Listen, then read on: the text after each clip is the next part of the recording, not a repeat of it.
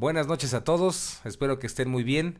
En esta ocasión contamos de nuevo con este maravilloso maestro Guillermo Marín, muy apreciado para mí pues toda una escuela de conocimiento, de sabiduría, y en esta ocasión nos va a platicar un poco, que es bastante, acerca de uno de los lugares que en lo personal más me agradan, que es la zona llamada Monte Albán. Pues bienvenido, maestro, muchísimas gracias.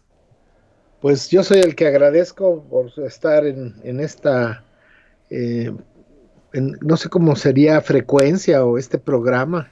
¿Qué es O sea, así que transmisión de video y audio, maestro. esta transmisión de video y audio? Pues muy agradecido por estar con ustedes, porque los que nos escuchan, deseando que no solamente pues nos escuchen, sino abran su corazón, porque eso es lo importante. Y habría que comenzar para hablar de Monte Albán, de la zona arqueológica de Monte Albán, habría que comenzar con cuál es su verdadero nombre, porque Monte Albán viene de algunos españoles que fueron los dueños, la familia Monte Albán, hace muchos siglos, fueron dueños de esta tierra y era una hacienda Monte Albán, y así le pusieron y así se quedó, pero su nombre correcto en lengua zapoteca es Daani Beedje, y Daani Beedje significa la montaña del jaguar. Daani, montaña, y Beedje, jaguar. Wow.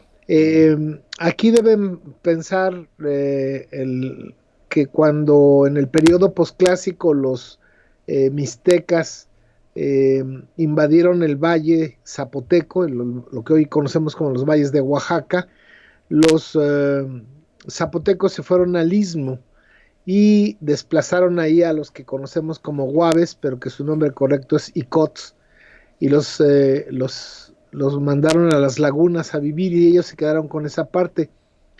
Ahí refundaron otra vez su tierra, y la capital de la migración zapotecalismo se llama en lengua náhuatl Tehuantepec, que Mm. quiere decir Tecuán y jaguar, Tepec cerro, es decir, vuelve a ser lo mismo el cerro o la montaña del jaguar. Entonces, Dan y Betge es, pues sí, efectivamente es una de las grandes construcciones de las civilizaciones ancestrales, junto con, yo le digo que es el Machu Picchu de Norteamérica, Ándele. Sí. porque tiene esas características que no la tiene ninguna otra, de un otro Toyán, que eso es lo otro, su nombre en lengua náhuatl, que era la lengua franca de todos los pueblos, es Toyán. ¿Y por qué Toyán? Porque es el concepto de que se juntan, de muchas personas que se juntan. Nuestros viejos abuelos en el periodo clásico y clásico especialmente, no vivían en lo que hoy conocemos como ciudades. Eso se dio hasta el posclásico y especialmente en la zona de los lagos del altiplano central, gracias fundamentalmente a la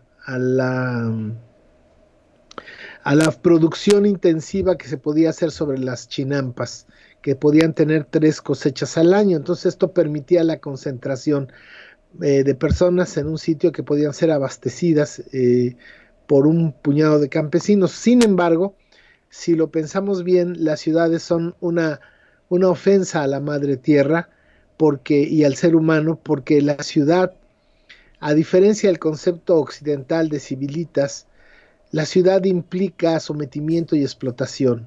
¿Por qué? Porque los que van a vivir en las ciudades van a ser, van a tener que ser alimentados por las personas que viven en el campo. Y aquí ya se está haciendo una explotación. Entonces, nuestros viejos abuelos no vivían, especialmente en el periodo clásico, no vivían en ciudades como lo fue Tenochtitlan, sino eran caseríos, eran lugares en los que cada casa tenía un huerto, una milpa, un espacio muy amplio, y entonces se hacían calpulis y varios calpulis formaban un huaycalpuli, y varios huaycalpulis unidos, o no varios, sino bastantes huaycalpulis unidos, se formaban una federación, y Mm. varias federaciones hacían una confederación, que la más conocida que tenemos ahora es la llamada de la Triple Alianza, Ujú. en el Altiplano Central. Bueno, pero entonces estos sitios se llaman Toyán, donde los toltecas, y aquí hay que subrayar que tolteca no es una cultura, ni es un perdón, ni un pueblo, no es una cultura ni un pueblo. Tolteca es un grado de conocimiento, de modo que todas las personas que desarrollaban o investigaban la Toltecayotl, entonces eran toltecas. ¿Y cómo podemos sintetizar esto diciendo que los toltecas se reunían en los toyanes para investigar la Toltecayotl? Por eso viene Tolteca, Toyán, Toltecayotl. Claro. Estos sitios eh, no eran ciudades, no eran palacios, no eran fortalezas, no eran centros ceremoniales, porque eso es una forma pues absurda de tratar de ajustar una realidad que no queremos entenderla y conocerla. Yo pienso que si seguimos diciendo centro ceremonial o zona arqueológica, pues estamos pensando igual que Hernán Cortés. Claro. Claro. Los españoles desde 1521 jamás, o desde 1492 jamás vinieron a conocer al otro, lo vinieron a subsumir en el mundo ya conocido de ellos, y por eso nos dijeron indios, Claro. porque ellos creían que iban a llegar a la India. Entonces, nosotros tenemos a los toyanes como centros de investigación, centros de estudio de muy alto nivel. Recuérdese que en nuestra civilización, aquí habría que hacer el paréntesis, que existe desde nuestro punto de vista una sola civilización desde Alaska hasta la Tierra del Fuego, no son dos. El Tahuantinsuyo y el Anáhuac son una sola civilización, y por eso personalmente he creado el concepto de Abianáhuac, es decir, unir el concepto de Abiayala con Anáhuac y decir Abianáhuac para hablar de la civilización continental. Bien, en esta civilización continental, estos lugares como Machu Picchu o Tiahuanaco o Monte Albán o Teotihuacán, no eran ciudades, ni centros ceremoniales, ni fortalezas, ni castillos, eran centros de investigación y de estudio de una sabiduría que está todavía muy lejos de entenderla. Lo que el otro día comentábamos es que los toltecas estaban más cerca de la física cuántica Claro. que de la física newtoniana, perdón. Entonces, estos sitios son centros de conocimiento de científicos que permitían buscar los límites más, pues casi impensables de capacidades energéticas que tiene el ser humano, pero de eso hablaremos más adelante. Claro. El caso está en que las 6 civilizaciones con origen autónomo del planeta, Egipto, Mesopotamia, China, India, el Tahuantinsuyo y el Anáhuac, todas, sin ponerse de acuerdo, construyeron pirámides. Y esto es algo muy importante tener en cuenta, porque para el siglo XVI o finales del siglo XV, cuando Colón llega a la Náhuac, pues nada más para, como dicen en mi pueblo, eh, medirle el agua a los camotes, diríamos que Cristóbal Colón y los europeos de aquel entonces pensaban que la Tierra era plana.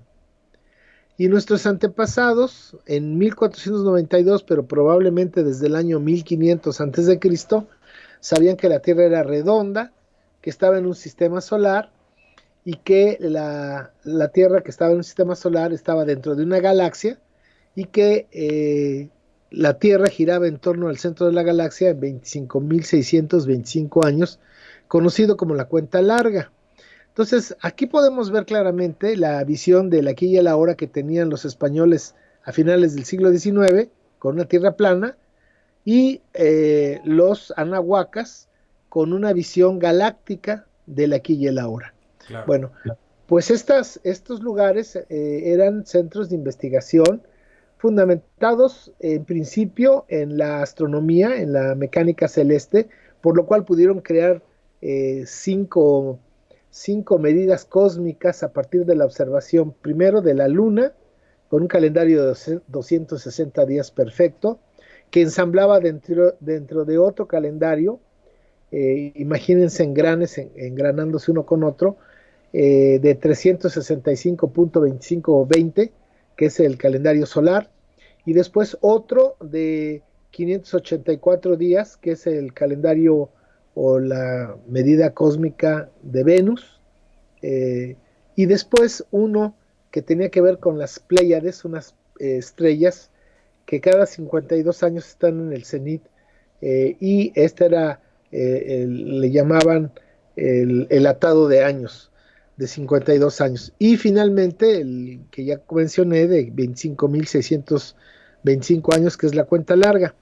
Para llegar a esta precisión astronómica necesitaron, primero, inventar el cero matemático y segundo, tener un instrumento para multiplicar por miles de millones.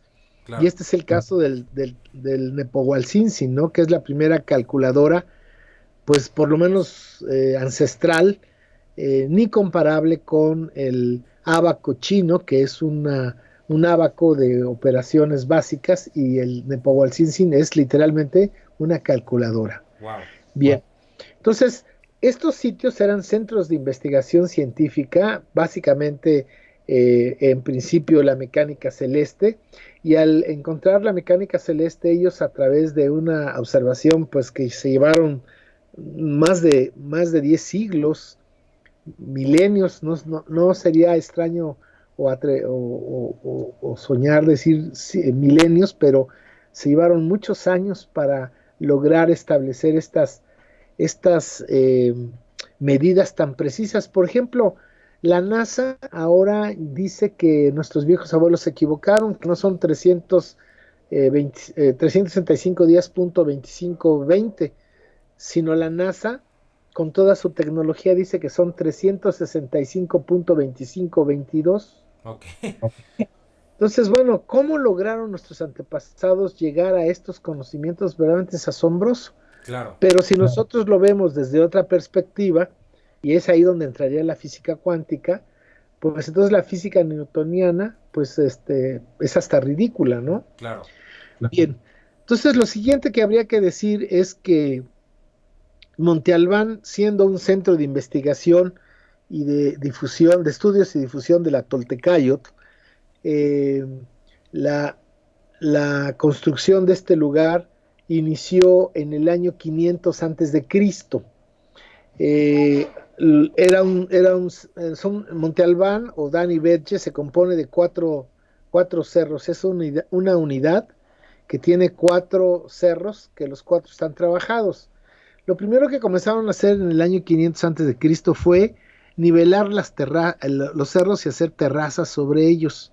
Por eso recuerda mucho, en este caso, a Machu Picchu. Claro. Y luego trajeron piedras de un lugar a 14 kilómetros de distancia. Ya los geólogos han detectado dónde es la mina donde se sacó este tipo de piedra, que es de un lugar cercano a Ocotlán, a 14 kilómetros, y se trajeron pues cientos de miles de toneladas de piedra cargando desde Ocotlán, 14 kilómetros de distancia, y luego las cargaron 400 metros montaña arriba. Esto es asombroso. Y ese trabajo comenzó en el año 500 antes de Cristo. Pero Iván, déjame decirte que tenemos antecedentes más antiguos de Es lo Monte que, Albán es aquí lo que en le la zona. iba, es lo que le iba a preguntar, maestro, precisamente. Tenemos, por ejemplo, en San José del Mogote, en el Valle de Etla, una zona arqueológica de carácter olmeca o de influencia olmeca del año 1500 antes de Cristo. Wow.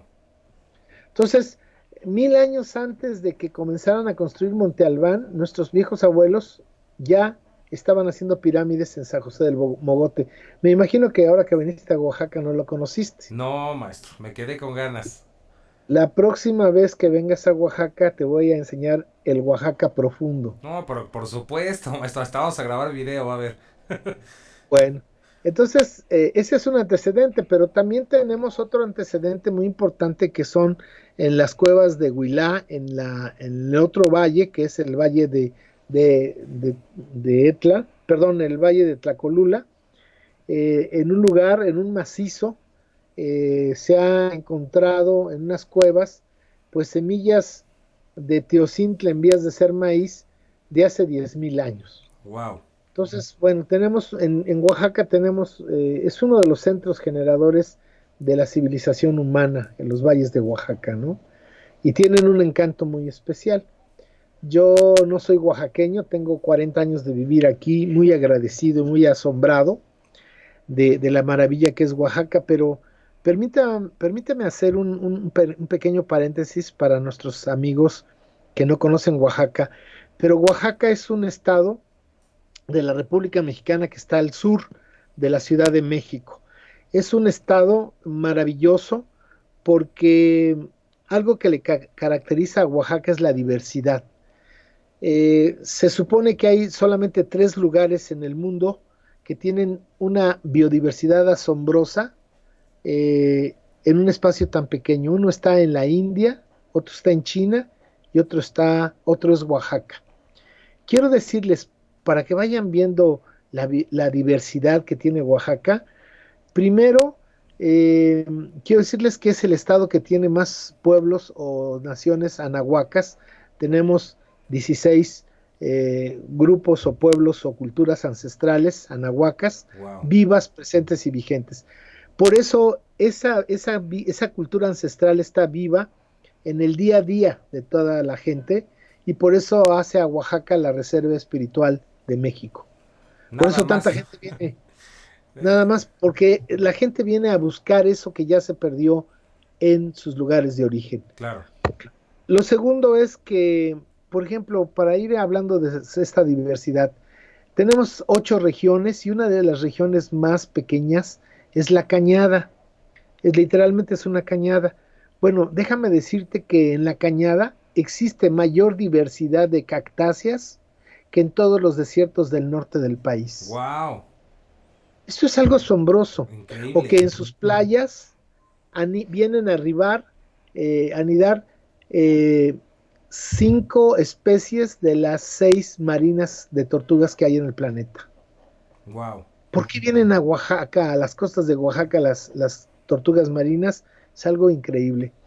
Puedo decirte que en Oaxaca existen, bueno, hay 5 países que tienen la mayor biodiversidad del planeta.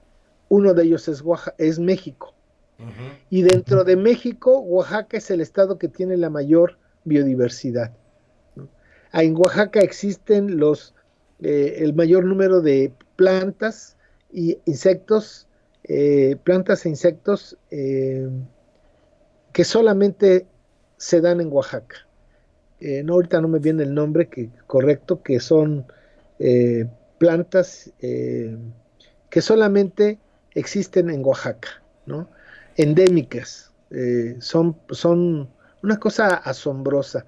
Y bueno, finalmente quiero decirte que Oaxaca, pues es un acervo cultural, es el estado que tiene mayor cocina, mayor variedad de la cocina, mayor variedad en el arte popular, en la música, en la pintura.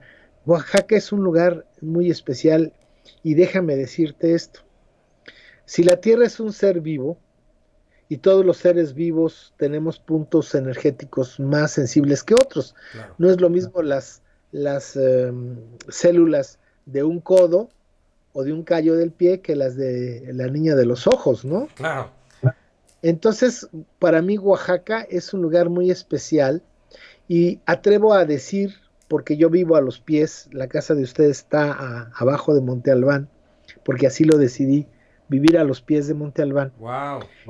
Quiero decirte que creo que Oaxaca es un punto en el que la tierra, como es un ser vivo, se comunica con el exterior, es decir, las fuerzas telúricas de la tierra se conectan con el universo, así como nosotros tenemos, por ejemplo, fosas nasales que nos comunicamos con el exterior o oídos que nos permiten comunicarnos con el exterior.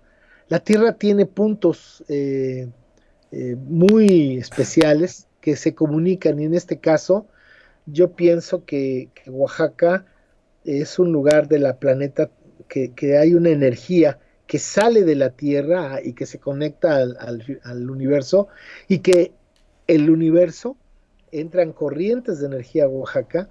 Justamente ahorita son las 8:37, pero hace 2 horas salí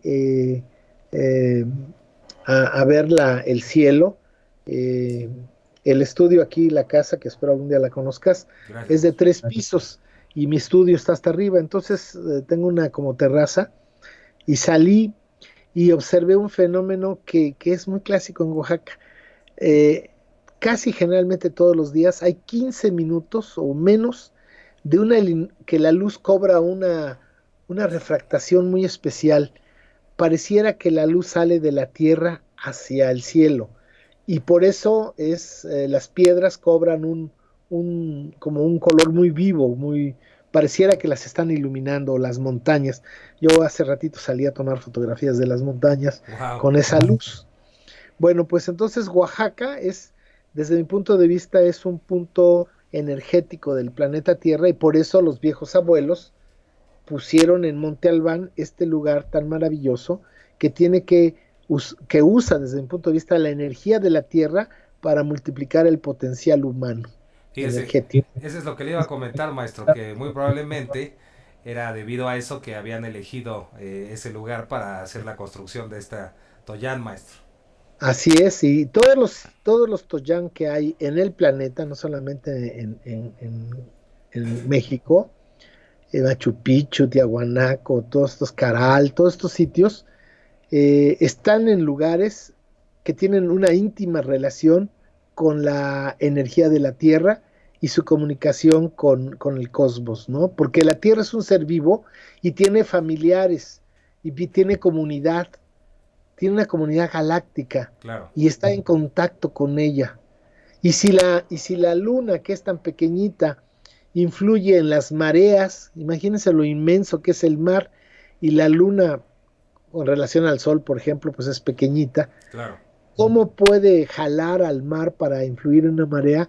Bueno, imagínense el planeta Tierra que está hermanado o engranado con todos sus hermanos, y claro que somos parte de una familia galáctica, claro. y ahí está la visión diferenciada de la cultura occidental, que todo lo ve como objeto y no lo ve como sujetos. Claro. Esa es la diferencia de la cultura nuestra y de las demás culturas ancestrales, que veían a la Tierra como un ser vivo y Occidente la ve como un objeto de su riqueza, de su Claro, explotación, ¿no? claro.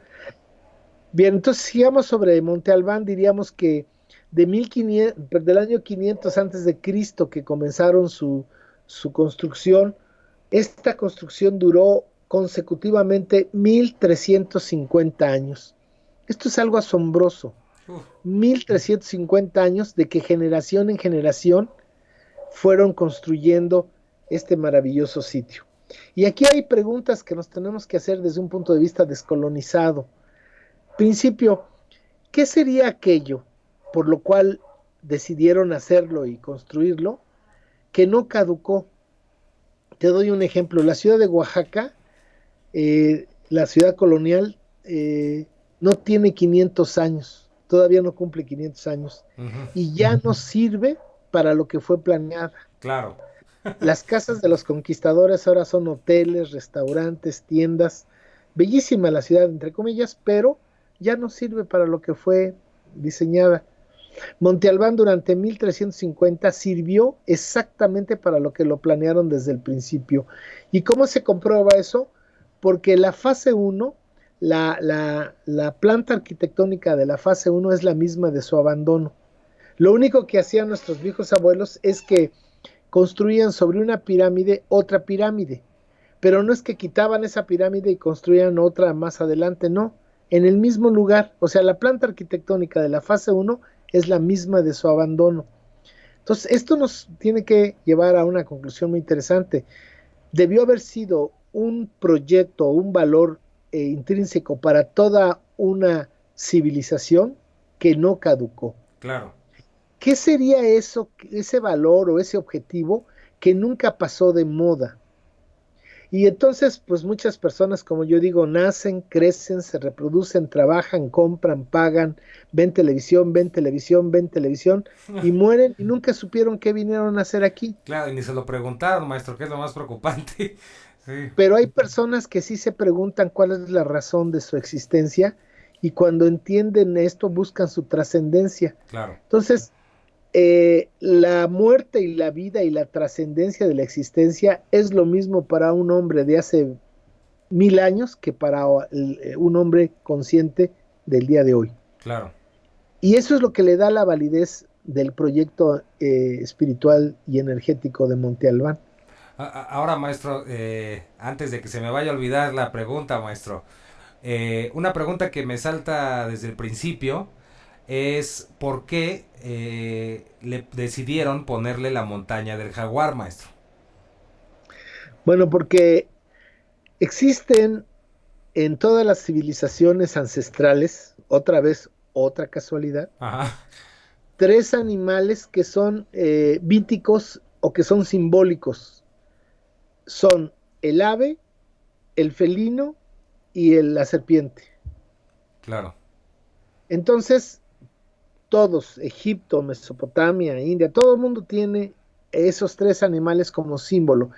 Y si ustedes observan en toda la iconografía de Abianáhuac, ya sea quechua, ya sea zapoteca o lo que sea, siempre van a ver una figura eh, que tiene rasgos de un felino, pero al mismo tiempo tiene rasgos de un ave y tiene rasgos de una serpiente. Y además, estos tres rasgos están encarnados en un ser humano.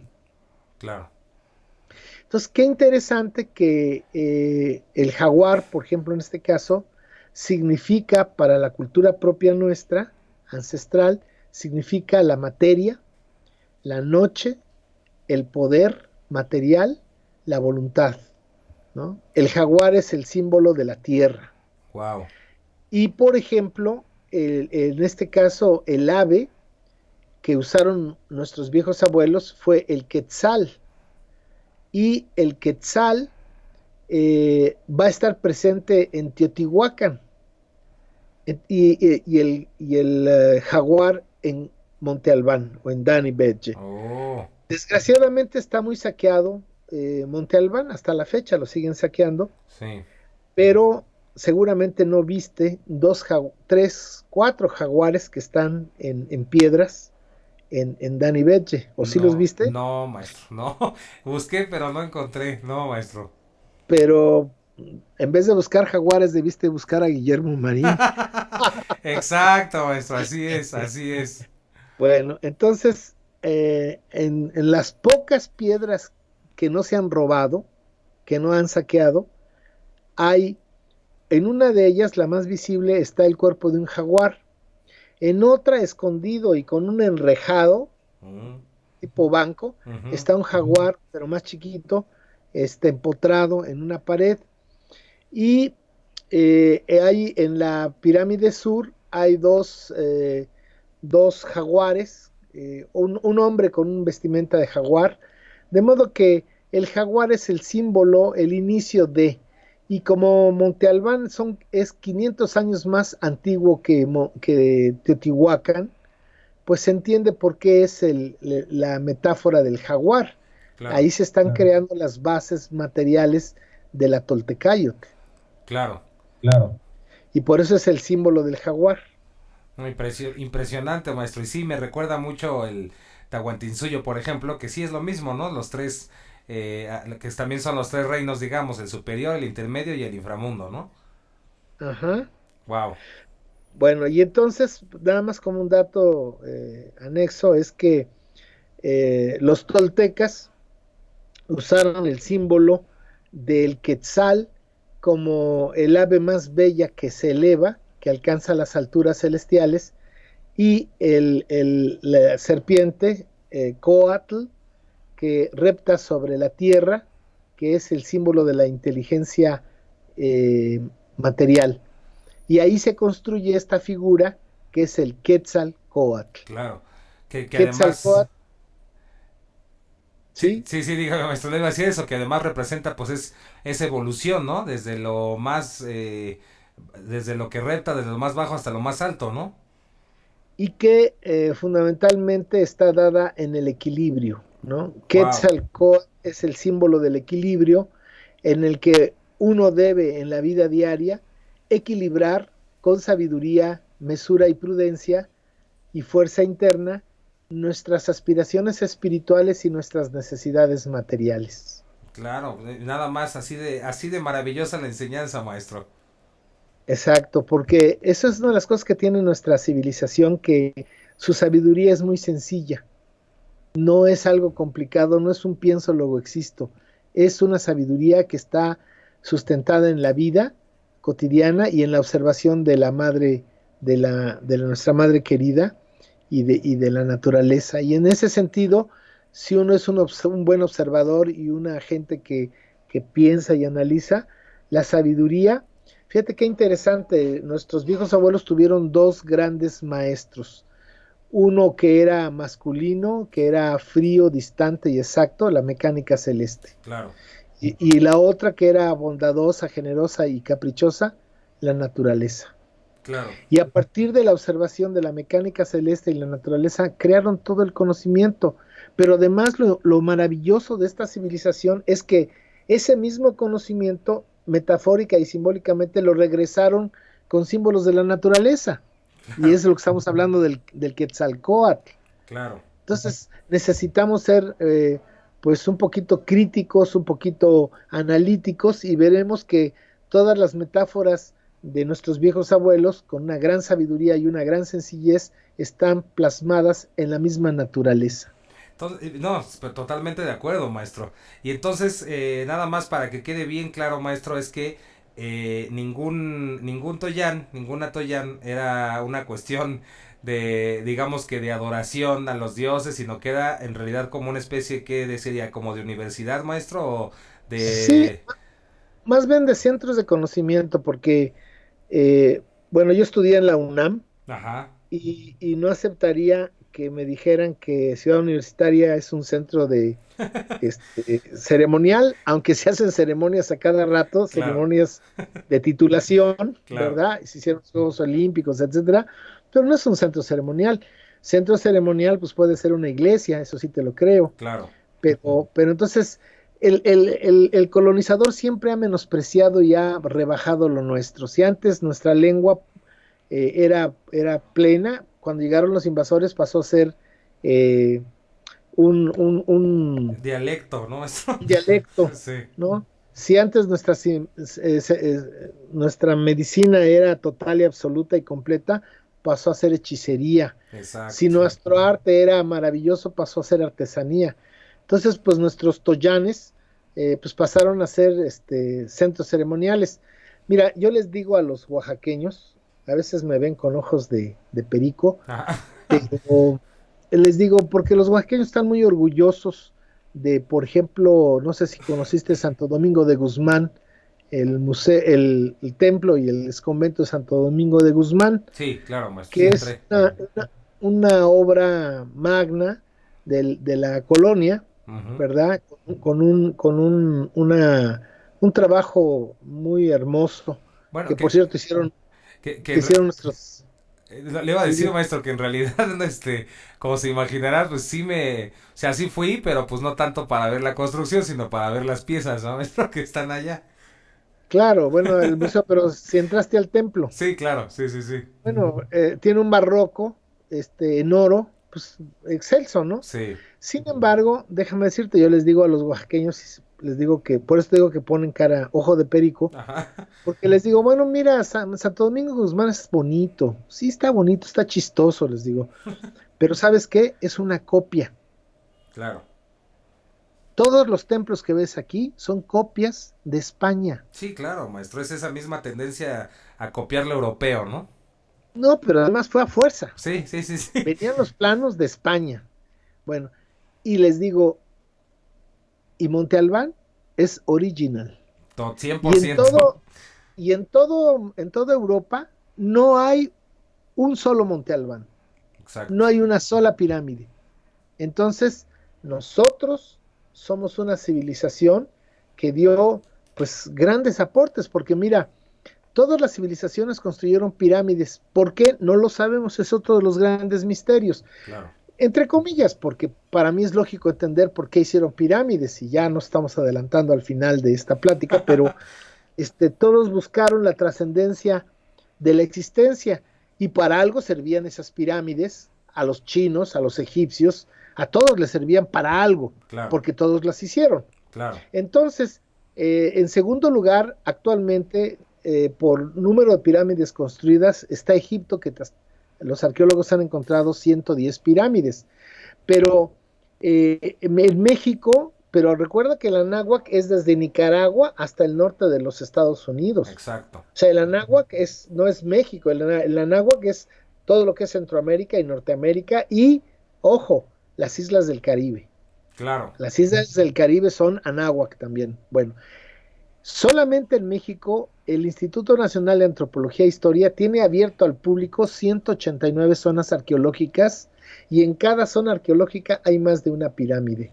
Luego entonces somos la civilización que ha creado más pirámides, que ha construido más pirámides en la historia de la humanidad. Y si las pirámides son un centro de conocimiento, entonces estamos viendo el rostro verdadero del Anáhuac. Claro. Sí, totalmente de acuerdo, maestro. Increíble. Entonces, también eso ahí le iba a preguntar, maestro. Este sentido de, o digamos que este tipo de construcción que también llamamos pirámide, que también me imagino que ha de estar mal llamarle pirámide, ¿no, maestro? Eh, Claro. pero digamos que me imagino que es como una especie de fractal, digamos, porque a mi entender, pues toda la náhuatl lo veía de esta manera que podríamos llamar cuántica. Entonces podríamos decir que las mal llamadas pirámides o las Toyán en realidad también seguían esto mismo que usted ha explicado sobre el desarrollo del ser en la pirámide. Y me imagino que está representado en las Toyanes. Pues esa puede ser una interpretación, pero yo te voy a dar otra que me dieron que me dejó cejijunto y patidifuso. Ajá. Cierta ocasión llevé a un amigo que es experto en informática, a Dani Bedge, y nos paramos frente a una estela y me dijo, oye, ¿qué significa esta estela? ¿Qué dice aquí? Dije, bueno, mira, no es que se lean las estelas, pero más o menos lo que poco que sé, le dije, mira, pues aquí hay esto y esto y esto y esto. Y me dice, ¿tú sabes lo que es un disco duro de una computadora? Le dije, pues sí, es donde se guarda la información. ¿Lo conoces? No, le dije, nunca he visto un disco duro. Y saca de su morral de cuero que traía y Uh-huh. saca un disco duro y me dice, mira, este es un disco duro.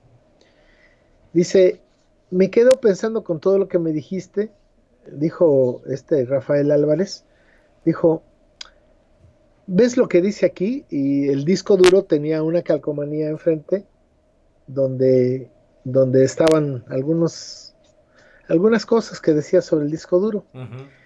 Este, me dice, estoy pensando que esta estela es como un disco duro y que tú me estás tratando de decir lo que dice la carátula del empaque, pero el conocimiento está adentro. Claro. ¡Sas! Me quedé pensando, digo, oye, este hombre tiene razón. Y Sí. si lo llevamos a esto, a un concepto de física cuántica, ¿qué son finalmente los pensamientos? Bueno, los pensamientos son pequeños chispazos, permíteme decir, de energía. Claro. Es energía, ¿no? Bueno, ¿qué es un disco duro? Pues mantiene esa misma, ¿cómo decirte? Esta inteligencia, entre comillas, que es pura electricidad. Claro. Entonces, las pirámides son, o lo que nosotros llamamos pirámides, son, o pueden ser, más bien dicho, pueden ser discos duros donde se guarda una información que permite el que conoce el código y el tiene el hardware entender ese software. Totalmente de Así acuerdo, maestro. Sí, y ahora sí que ya que usted abrió el tema, curiosamente, es algo que también he notado, maestro, que si observamos, por ejemplo, en Egipto, ¿no? Las pirámides, si observamos, por ejemplo, Monte Albán o Teotihuacán, y los vemos desde el cielo, no tiene mucha diferencia, por ejemplo, con un circuito electrónico, ¿no? O sea, es como si fueran todo un sistema de microchips, el disco duro y demás, un sistema electrónico que podríamos decir cuántico, ¿no, maestro?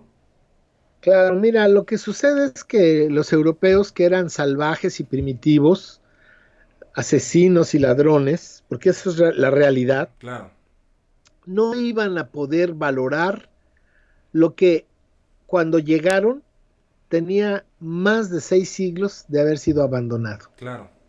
Porque ese es otro dato interesante.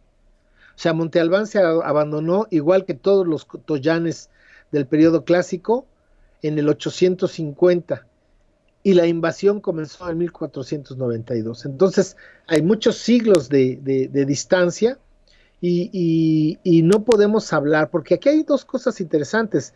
Si bien Tenochtitlan, la ciudad de los mexicas, pues era impresionante en 1519, que era la ciudad más grande del mundo para ese momento, Wow. porque París tenía 62,000 habitantes, y no sé si te acuerdas de la película del perfume.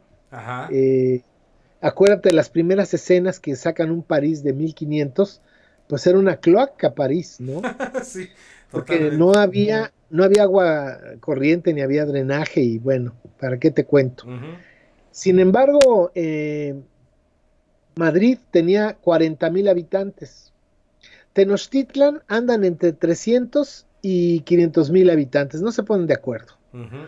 Pero tenía agua potable, drenaje, tenía baños públicos, tenía bibliotecas, zoológicos, museos, hospitales, mercados, eh, templos, en fin, la retícula de una ciudad totalmente alineada con calles y calzadas, que no tenía ninguna ciudad de Europa en ese momento, la tenía Tenochtitlan. Claro. Bueno, pero esa ciudad de México Tenochtitlan y esas pirámides que estaban ahí no tienen muy poco que ver con el momento del esplendor de Teotihuacán y de eh, Monte Albán y de Chichen Itzá y del Tajín, de Xochicalco. Claro. O sea, hay que entender eso.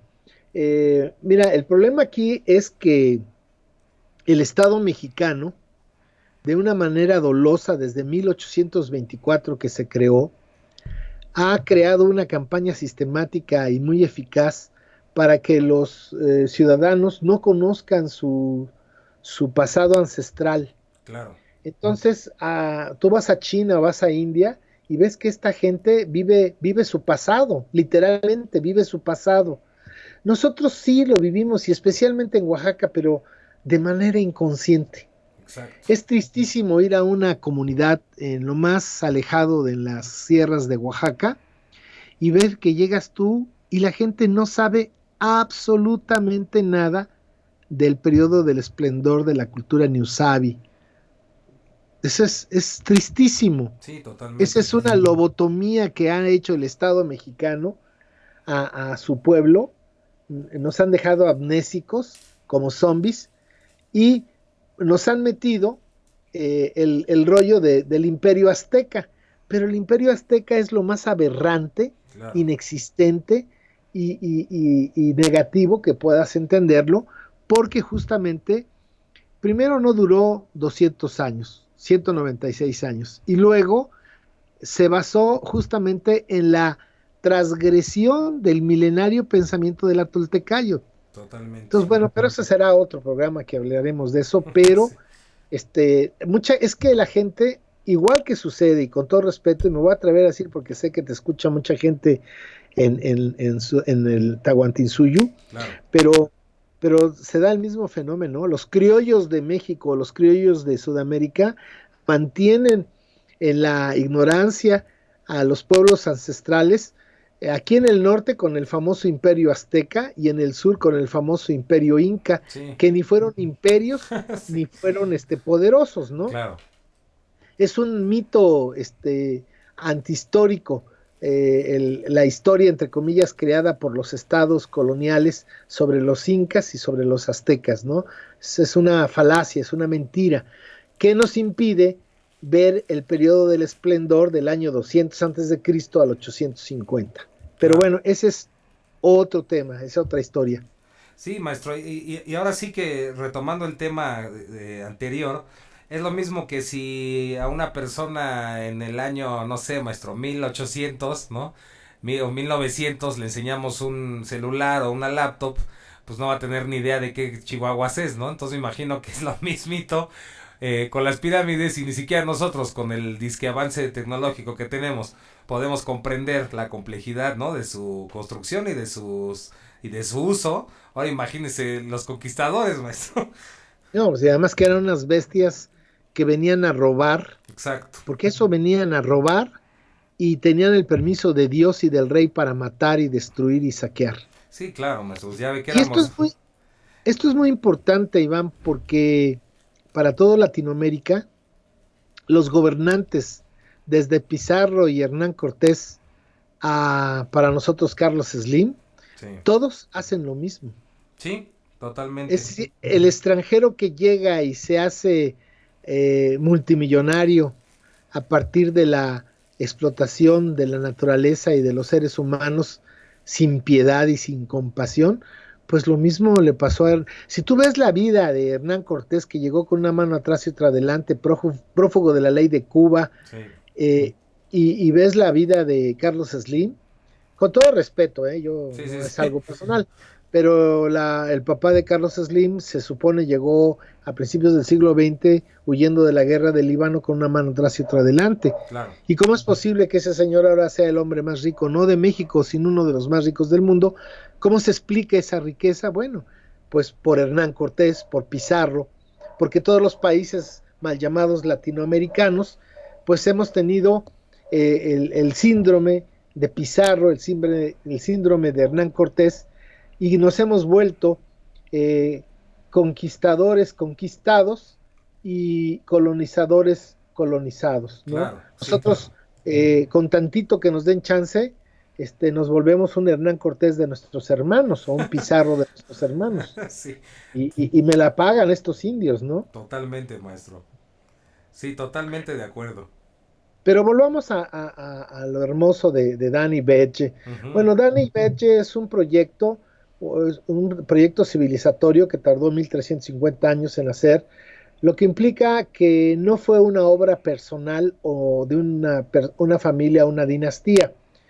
Dicen que esto de que hubiera sido, imagínate, ¿no? Yo lo digo en broma, un Tlatoani de Saachila que se echó sus hongos y alucinó y dijo, yo quiero en esa pirámide un palacio, ¿no? Sí, claro. Y al otro día dijo, hágase, cúmplase, ¿no? Y a fuetazos, pues a cargar piedras. Pero dos dichos muy sabios de la cultura popular desdicen esta hipótesis. Uno, muerto el perro, se acabó la rabia. Claro. Y Claro. otro que dice que no hay mal que dure 100 años ni cuerpo que lo aguante. Claro. Entonces, si hubiera sido una intención personal, una idea personal, no hubiera durado 200 años, ¿no? Se acaba, pues, un proyecto así. Claro.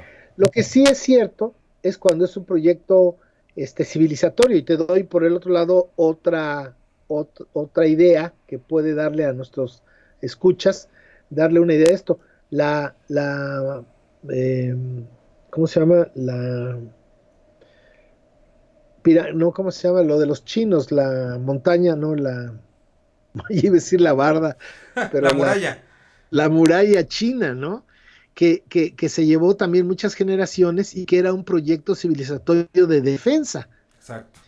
y que todo el mundo le metía con gusto o sin gusto, pero le metía la galleta a eso porque pues era una forma de defender su proyecto civilizatorio. Claro. Entonces fíjense qué hermoso que nosotros hicimos lugares tan maravillosos como Machu Picchu o en este caso Dani Bedje, pero no fueron centros militares, ni fueron centros de noblezas, ni fueron palacios, ni fortalezas, eran lugares del desarrollo espiritual, de la conciencia energética, del potencial humano en su más alta expresión. Eso es lo grandioso de nuestra civilización. Y para hacer eso, para hacer un proyecto de 1350 años, por eso necesitaron en el periodo preclásico, que va desde la invención de la agricultura al año 200, comenzaron con la construcción de una sabiduría. Fíjate que para ver la construcción material de Danny Bedge, tienes que pensar en la construcción epistémica de Danny Bedge. Por eso cuando yo tengo un taller, un taller que se llama la Montaña Sagrada del Jaguar, y que subo con personas, y les doy un taller allá sobre Monte Albán.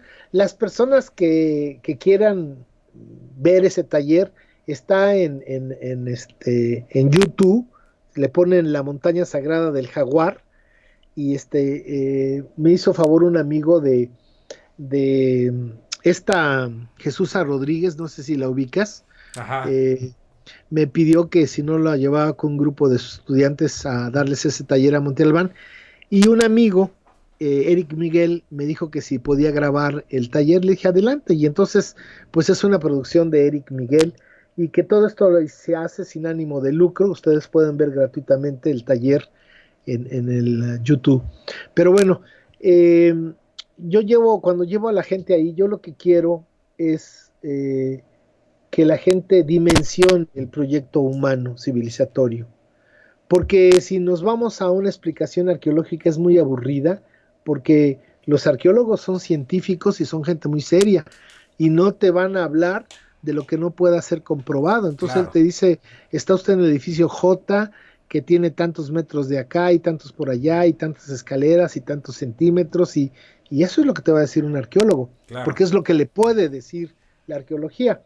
Pero yo lo que pretendo cuando hago mi taller de la Sagrada Montaña del Jaguar es que la gente dimensione el esfuerzo humano que se requirió para hacer una obra de esa dimensión. Y lo primero que nos viene a la mente es la generación de la energía para poder transportar millones de toneladas de piedra, 14 kilómetros, y luego subirlas 400 metros a la montaña. O sea, ya no pienses más que en energía. Es decir, se necesitó un sistema alimentario que le permitiera a la gente que trabajó en este proyecto tener la energía suficiente para poder construir durante 1350 años este maravilloso espacio. Claro. ¿No? 1350 años. Pero otra cosa maravillosa cuando estamos hablando de este sistema de generación de energía, fíjate bien lo que voy a decir, al menor costo de tiempo. Claro. Eso es algo muy importante, porque si ahorita nosotros quisiéramos construir Monte Albán, otro Monte Albán, pues, y que lo hiciéramos en nuestro tiempo libre, pues tal vez nos tardaríamos unos 5 millones de años en hacer las primeras excavaciones. Claro. Porque, ¿cuál es el tiempo libre que tenemos en la vida moderna? No hay tiempo libre. Exacto.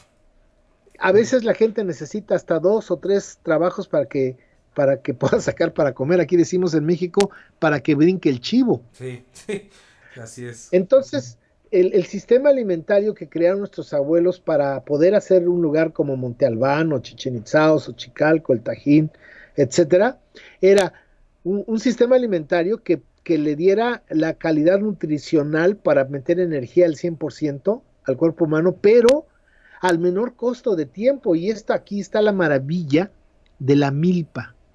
Claro. La milpa es una de las creaciones más increíbles de la humanidad, porque le permite a un hombre con un espacio de tierra de mínimo de 20 metros por 40, sembrando chile, calabaza, frijol y maíz, y las plantas endémicas que se comen y que son medicinales, y trabajar 4 meses muy duro al año para tener alimento para su familia durante todo un año. O sea que gracias a la milpa, la gente tenía 8 meses para proyectos de este tipo de desarrollo humano.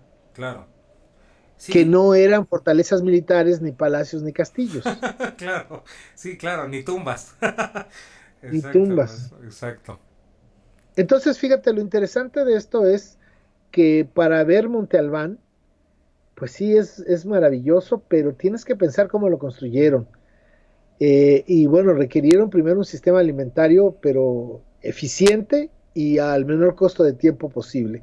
Segundo, requirieron tener un sistema de salud que permitiera mantener el potencial energético de, eh, de los individuos, ¿no? Es Claro, decir, cuando se piensa en la salud, la gente equivocadamente piensa en curación, pero no. La salud debe de verse desde otra perspectiva. La salud tiene que ver con una serie de hábitos eh, higiénicos que nos permiten mantener la energía al 100%. ujú, Y no solamente hábitos higiénicos de carácter físico, que comienzan con nuestro cuerpo, pero también con el hábitat donde estamos, nuestra casa, y que después siguen con nuestra comunidad, nuestro pueblo, nuestra colonia. Pero también tiene que ver con una cuestión pues de limpieza, de hábitos de higiene mental, claro, emocional y espiritual. claro. Porque si no tienes esas higienes, si no tienes hábitos higiénicos mentales, espirituales y emocionales, pues la energía se te va como coladera.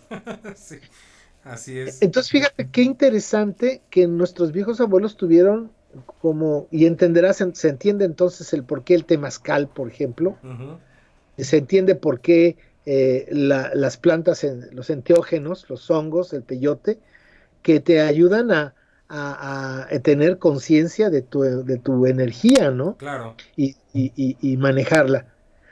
Y luego necesitaron, fíjate, ya tienen energía, ya tienen el potencial energético manteniéndolo al 100%. ¿Qué se necesita? Pues se necesita un sistema que enfoque y canalice la energía, es decir, un sistema de educación. claro.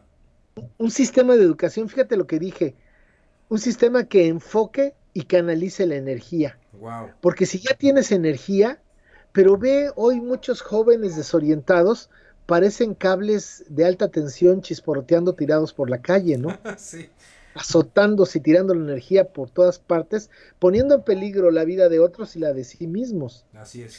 Entonces, el sistema de educación de nuestros viejos abuelos, y debemos de recordar que es el más antiguo de la historia de la humanidad y que duró por lo menos del año 1500 a 1521, que lo primero que hicieron los españoles fue destruirlo, destruir las escuelas, quemar los amoxtles, los códices, Ujú, y matar, asesinar a nuestros maestros, a los Tamastiani. Entonces, el sistema de educación era un sistema para enfocar y canalizar la energía. Porque mira, piénsalo de esta manera, ¿de qué forma tantas generaciones sucesivas en 1350 años iban a mantener el proyecto constructivo de Monte Albán? Pues eso solamente se logra o a fuetazos o con un sistema educativo, que desde que son niños se les empieza a educar en valorar esta magna obra en la cual ellos tienen que cooperar cuando son más grandes. claro, claro. Eso es lo que podemos ver hoy en día en las comunidades, como los niños, los jóvenes, desde niños aprenden en la comunidad a servir, el servir a la comunidad como el elemento más importante, dar servicio, no como la sociedad moderna que enseña a los jóvenes en las escuelas a servirse del Exacto, conocimiento y de la gente. exacto, maestro. Totalmente de acuerdo. Entonces, entonces fíjate, el sistema de educación se entiende como una necesidad sine qua non, no hubiera podido existir estos lugares, estos toyanes maravillosos. Y finalmente, ya tienes la energía, ya tienes el potencial energético mantenido al 100%, ya tienes el enfoque y la canalización de la energía. ¿Qué necesitas? Pues la organización de esa energía. Exacto. Y ese es el otro sistema, los cuatro sistemas o la pirámide de desarrollo humano tolteca es el sistema de alimentación, el sistema de salud, el sistema de educación y el sistema de organización. Mira, los científicos o los historiadores en general extranjeros dicen que Monte Albán lo construyeron los zapotecos, porque está en una área totalmente zapoteca, pero déjame decirte que eso desde mi punto de vista no es posible. ¿Por qué? Por una simple razón, porque no se usa el pensamiento crítico para ver la historia ancestral. Para el año 500 antes de Cristo, la densidad poblacional del Valle de Oaxaca era mínima. Uh-huh. No había gente suficiente para hacer una obra de esa dimensión. Entonces, ¿cómo se hizo Monte Albán o Dani Betge?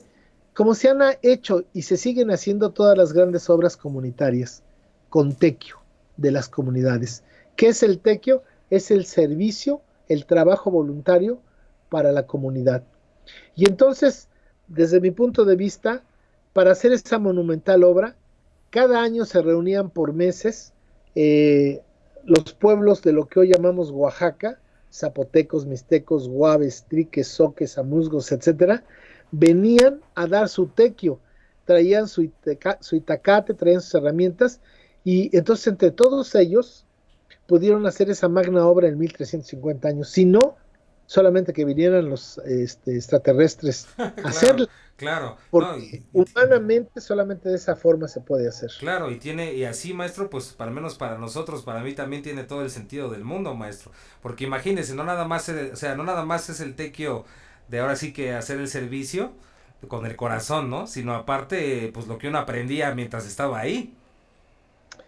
Así es, que esa es una cosa muy interesante, porque fíjate, en el sistema educativo de la Toltecayot, las escuelas, y aquí podemos inferir lo que tú acabas de decir, en las escuelas no solamente era el Temachtiani, el maestro, sino que se usaba el sistema de hermano menor a hermano mayor. Es decir, los alumnos al mismo tiempo eran maestros y eran alumnos. Wow. de los más chicos. Entonces todos ahí eran maestros y todos eran alumnos. Entonces la construcción de Monte Albán en sí mismo fue una enseñanza. Claro. Por eso las escuelas en la época clásica no tenían subsidio, porque supuestamente el sistema educativo estaba hecho para formar rostros propios y corazones verdaderos, y entonces las escuelas, decían los toltecas, si nuestro objetivo es sacar ciudadanos aptos para apoyar su calpulli, la escuela los debe enseñar a ser no solamente gente conocedora académicamente de la sabiduría, sino deben de tener el conocimiento práctico para la vida cotidiana. Por eso entonces los propios alumnos hacían sus edificios, les daban mantenimiento, ellos mismos sembraban su alimento, cosechaban, ellos mismos hacían su comida, ellos mismos tejían su ropa y hacían sus enseres, su cerámica, su madera. Entonces, lo que sucede es que desde niños que entraban a los 7 años y cuando salían a los 20, pues ya a los 20 ya eran buenos constructores, buenos alfareros, buenos tejedores, buenos campesinos, y podían casarse y hacer sustentable autosuficiente su matrimonio. Entonces, de la misma manera, piensa en Monte Albán, que al mismo tiempo que la construyeron, de ello aprendieron, y por eso es un proyecto que trasciende el tiempo humano. Sí, nada más, maestro, imagínese. Wow, es que es impresionante, maestro, el nivel de, ahora sí que de ignorancia que tenemos de nuestras propias raíces, maestro. Así es, y estos son pero eso no es nuestra culpa, Iván, es el sistema, el Estado mexicano que nos ha mantenido en la ignorancia.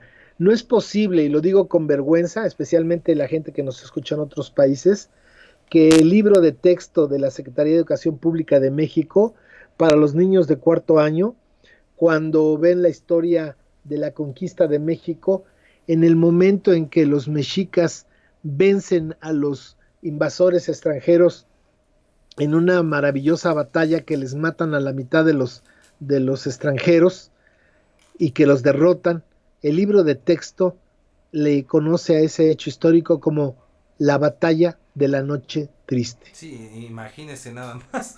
Sí, exacto. ¿Cómo ¿cómo es posible que el Estado mexicano le enseñe a sus niños que cuando destruyeron a los invasores, cuando los derrotaron, eso es una noche triste?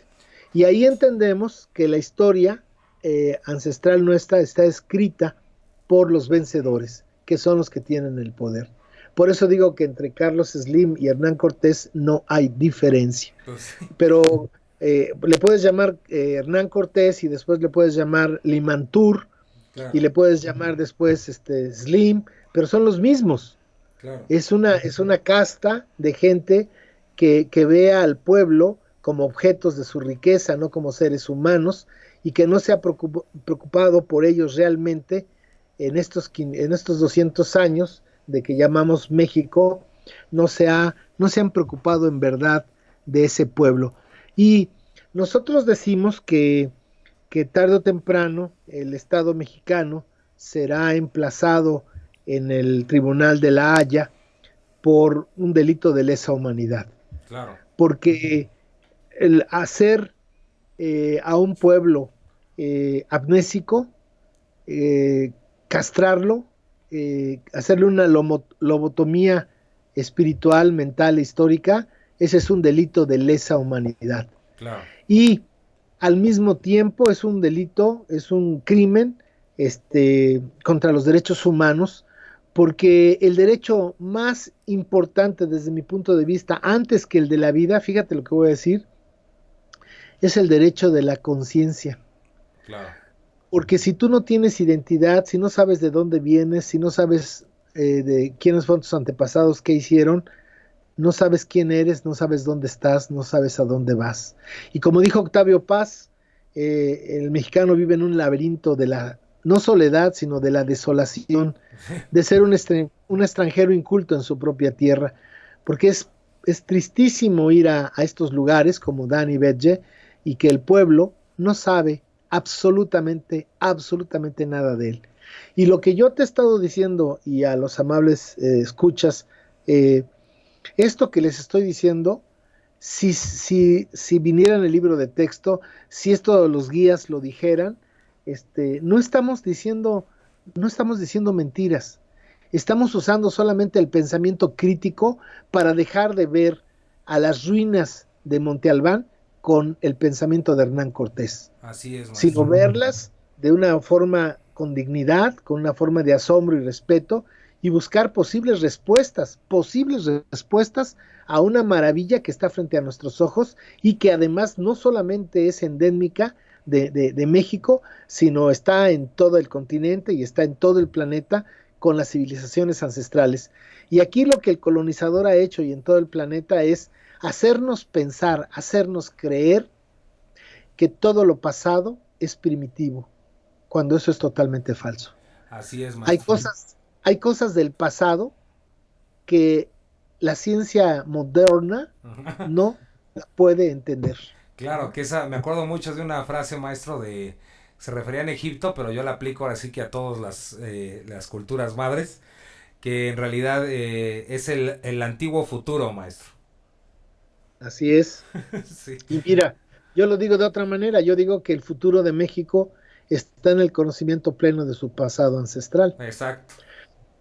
Entonces, bueno, esta pirámide de la que estamos hablando para entender Dani Betge, en su primer fase tiene 4 sistemas, 4 niveles, el de alimentación, salud, educación y organización.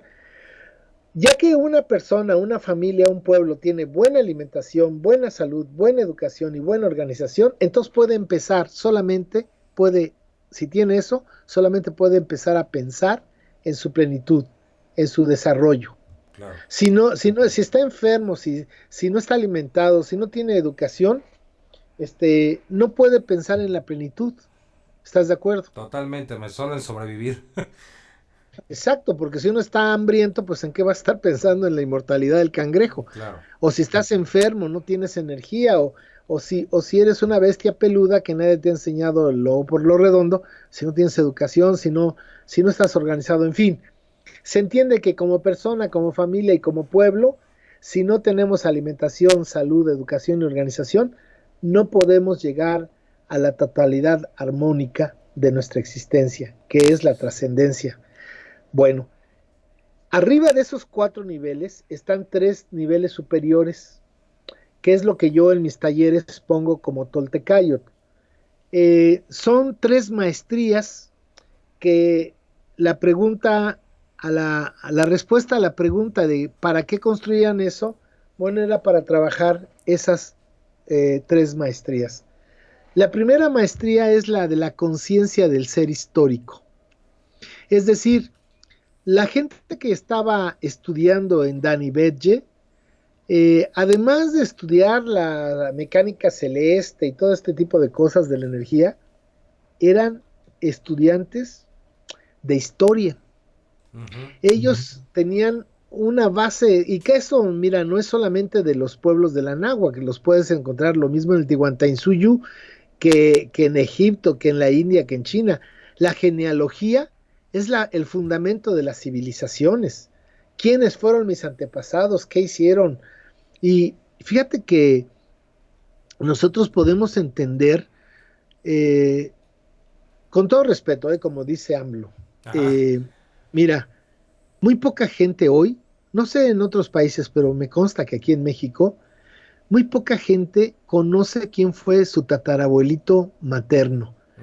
No simplemente que me diga su nombre, sino quién era. ¿Quién era ese ser que vivió y que gracias a él yo estoy aquí? Muy poca gente. Sí. Hay pueblos que tienen una gran tradición por la genealogía.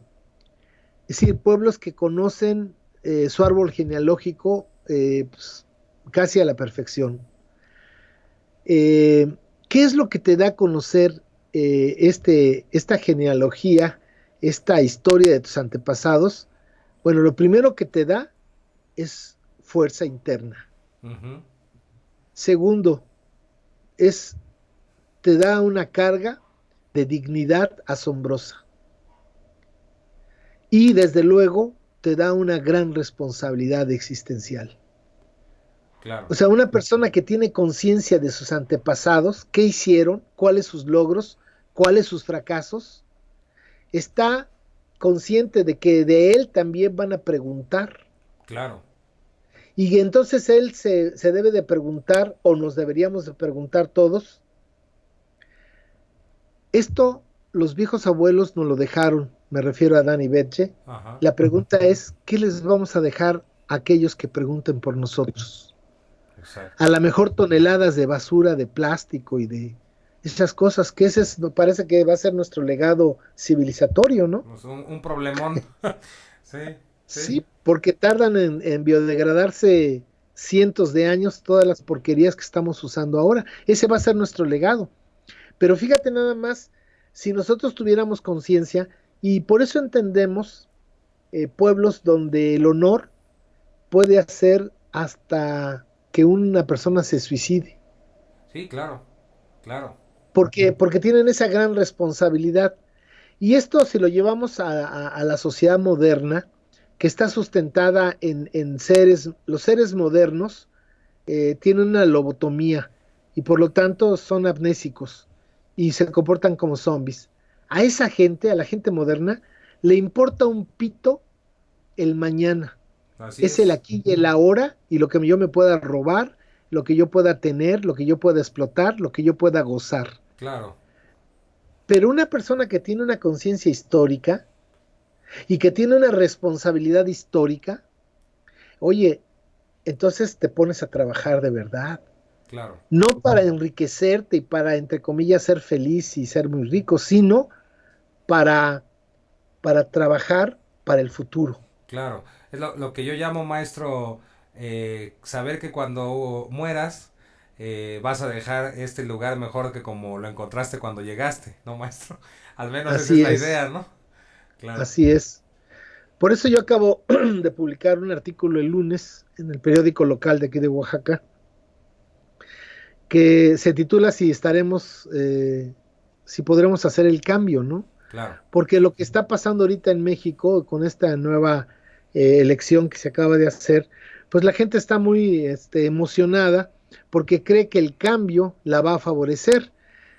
Todos piensan así, de una u otra forma. Y yo pregunto que qué tanto estamos dispuestos cada uno de nosotros a cambiar para que cambie este país. Claro, porque si no, ¿para qué? Porque la historia nos dice que ningún hombre, ningún partido político ha cambiado un pueblo. Claro, Es el pueblo el que cambia. ¿Y así qué es. tanto estamos dispuestos nosotros a cambiar? Esa es una pregunta, pero no es tema de este programa. Así es, maestro. Oiga, Volviendo entonces, sí, dime. no, sí, sí, sí, continúe, maestro, perdón. No, pregunta. A ver tu pregunta. Es que le iba a comentar, maestro, que antes de que termine el programa, es importante que la gente sepa, pues que también tiene usted, aparte de los libros maravillosos que tiene, maestro, pues tiene un libro precisamente que se llama así, Danny Veggie, ¿no? Es una novela maravillosa, se llama, perdón la modestia, No, es la pero verdad. los papás siempre hablan así de sus hijos, Ah, claro. aunque los libros son mejores que los hijos, pero quiero decirles un secreto a voz en cuello. Ujú. Eh, yo escribí un libro primero que se llama, ¿cómo se llama? Los manuscritos. Para leer a Carlos Ah, Castaneda. claro. Ajá. Es un libro que después de haber estudiado, no leído, estudiados de manera sistemática y rigurosa a Carlos Castaneda durante, ¿qué serían? 20 años, escribí ese libro y, y pues siempre yo sabía, y porque así lo dice don Juan, que el costo de usar los enteógenos es muy alto. Claro. Y como yo de joven fui deportista, pues afortunadamente en el 68 era yo deportista y todo esto de las drogas y todo, pues afortunadamente no me pegó, ¿no? Por Claro. suerte, ¿no? No le llamó. No, pues estaba yo muy metido en el deporte, pero este, pues yo le tenía verdaderamente miedo a las drogas, ¿no? Ujú. Porque decían que las drogas, etcétera, etcétera. Y es cierto, ¿no? Claro. Bueno, pero llegó un momento en que me vi obligado a sentir que por ese mismo camino tenía que conocer a Longuito. Y entonces un amigo que en paz descanse, un promotor cultural de un lugar que se llama Huautla, eh, me llevó con una mujer de conocimiento y tuve una experiencia maravillosa, que por cierto esa experiencia la escribí y está en la página de Toltecayot, en la sección de cuentos, Mm, porque pues lo pongo como un cuento, ¿no? No puede ser de otra manera. Se llama El encuentro, el maravilloso encuentro, el encuentro inconmensurable. wow. Pero ahí hago el relato, mi primera experiencia con los hongos, y a mí se me apareció una serpiente, una enorme serpiente de cascabel. Y bueno, los que quieran, no voy a contar la historia, pero Claro. los que quieran conocerla, ahí. Pero la serpiente me dio un mandato y me dijo, tienes que escribir esta novela. Tú Wow. sabes que escribir una novela, pues es de gente, pues ya de altura, ¿no? Y Sí. yo desde luego yo no soy escritor ni lo pretendo ser. Pero a partir de ese momento me puse a escribir esa novela que la comencé escribiendo en Huautla. Y todo se me fue dando para que yo escribiera durante 3 años esa maravillosa novela. Entre otras cosas, el que era delegado del INE en Oaxaca, un amigo, le expliqué cuál era el asunto y me dio un permiso para ir a Monte Albán las 24 horas del día. Wow. Y entonces yo llegaba a Monte Albán cuando la gente se iba Qué y me envidia. iba ya cuando el frío estaba muy fuerte, ¿no? Wow. Entonces, la novela trata sobre un hombre de conocimiento en Monte Albán y ahí explico, no sé si tú ya leíste la novela. No he tenido tiempo, pero sí le he ojeado, maestro, bastante. Bueno, el que no tiene tiempo no tiene vida. Ya sé, Pero bueno, el maestro. caso está en que esa novela relata desde una perspectiva enteógena para qué los viejos abuelos construyeron Dan y Veggie y estos sitios. Pero bueno, ahí lo dejamos. Es una novela maravillosa que yo a veces la ojeo la última vez me salieron las lágrimas, a pesar de que yo sabía de qué se trataba, pero me impresionó mucho.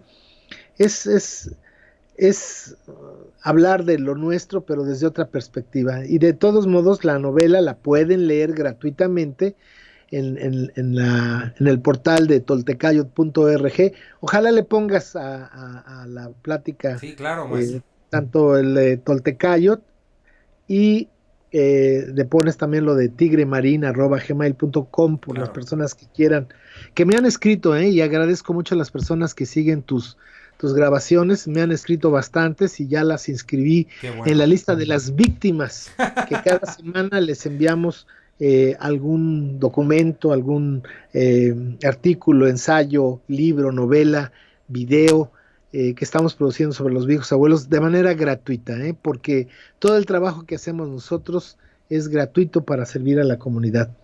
Pero bueno, sigamos sobre esto. La maestría de la conciencia del ser histórico era lo primero que trabajaban, o una de las cosas más importantes que trabajaban los estudiantes en estos centros de conocimiento. Eh, Tenían que tener una conciencia histórica y de cómo se había creado la Toltecayot, que se llevó miles de años sistematizar este conocimiento desde la transformación del teocintle para hacer maíz hasta que el ser humano se pudiera convertir en energía pura. La segunda maestría es de la conciencia de la sacralidad de la existencia. Es decir, lo que los estudiantes hacían en estos sitios era desarrollar la conciencia de la sacralidad de la vida, y que la vida es sagrada porque todo tiene espíritu, y todo tiene espíritu porque tiene conciencia, tiene vida, espíritu y conciencia un árbol, un río, una montaña y desde luego un ser humano. Es lo que nos hace hermanos, hermanos de conciencia. Y esta maestría de la sacralidad de la existencia era lo que permitía a los toltecas ver el mundo y la vida desde otra dimensión, desde una dimensión espiritual, y ve cómo eso es una de nuestras grandes herencias culturales, uno de nuestros tesoros culturales, como en general la mayoría, no todos, los mexicanos en general, los que están más apegados a la cultura madre, son personas muy espirituales. Bueno, no Sí, solamente a los mexicanos que estoy diciendo, todas las personas del Avi Anáhuac, claro. desde Alaska hasta la Tierra del Fuego, entre más cercanos estén a la cultura madre, son gente en su vida cotidiana con una sensibilidad espiritual más desarrollada que la gente moderna, que la gente urbana, que la gente que vive la modernidad, ¿no? Así es. Totalmente de acuerdo, maestro. Entonces esta maestría de la sacralidad de la existencia nos hace, para que ustedes los amables lo calibren, podemos verlo, por ejemplo, en pueblos como la India, ¿no?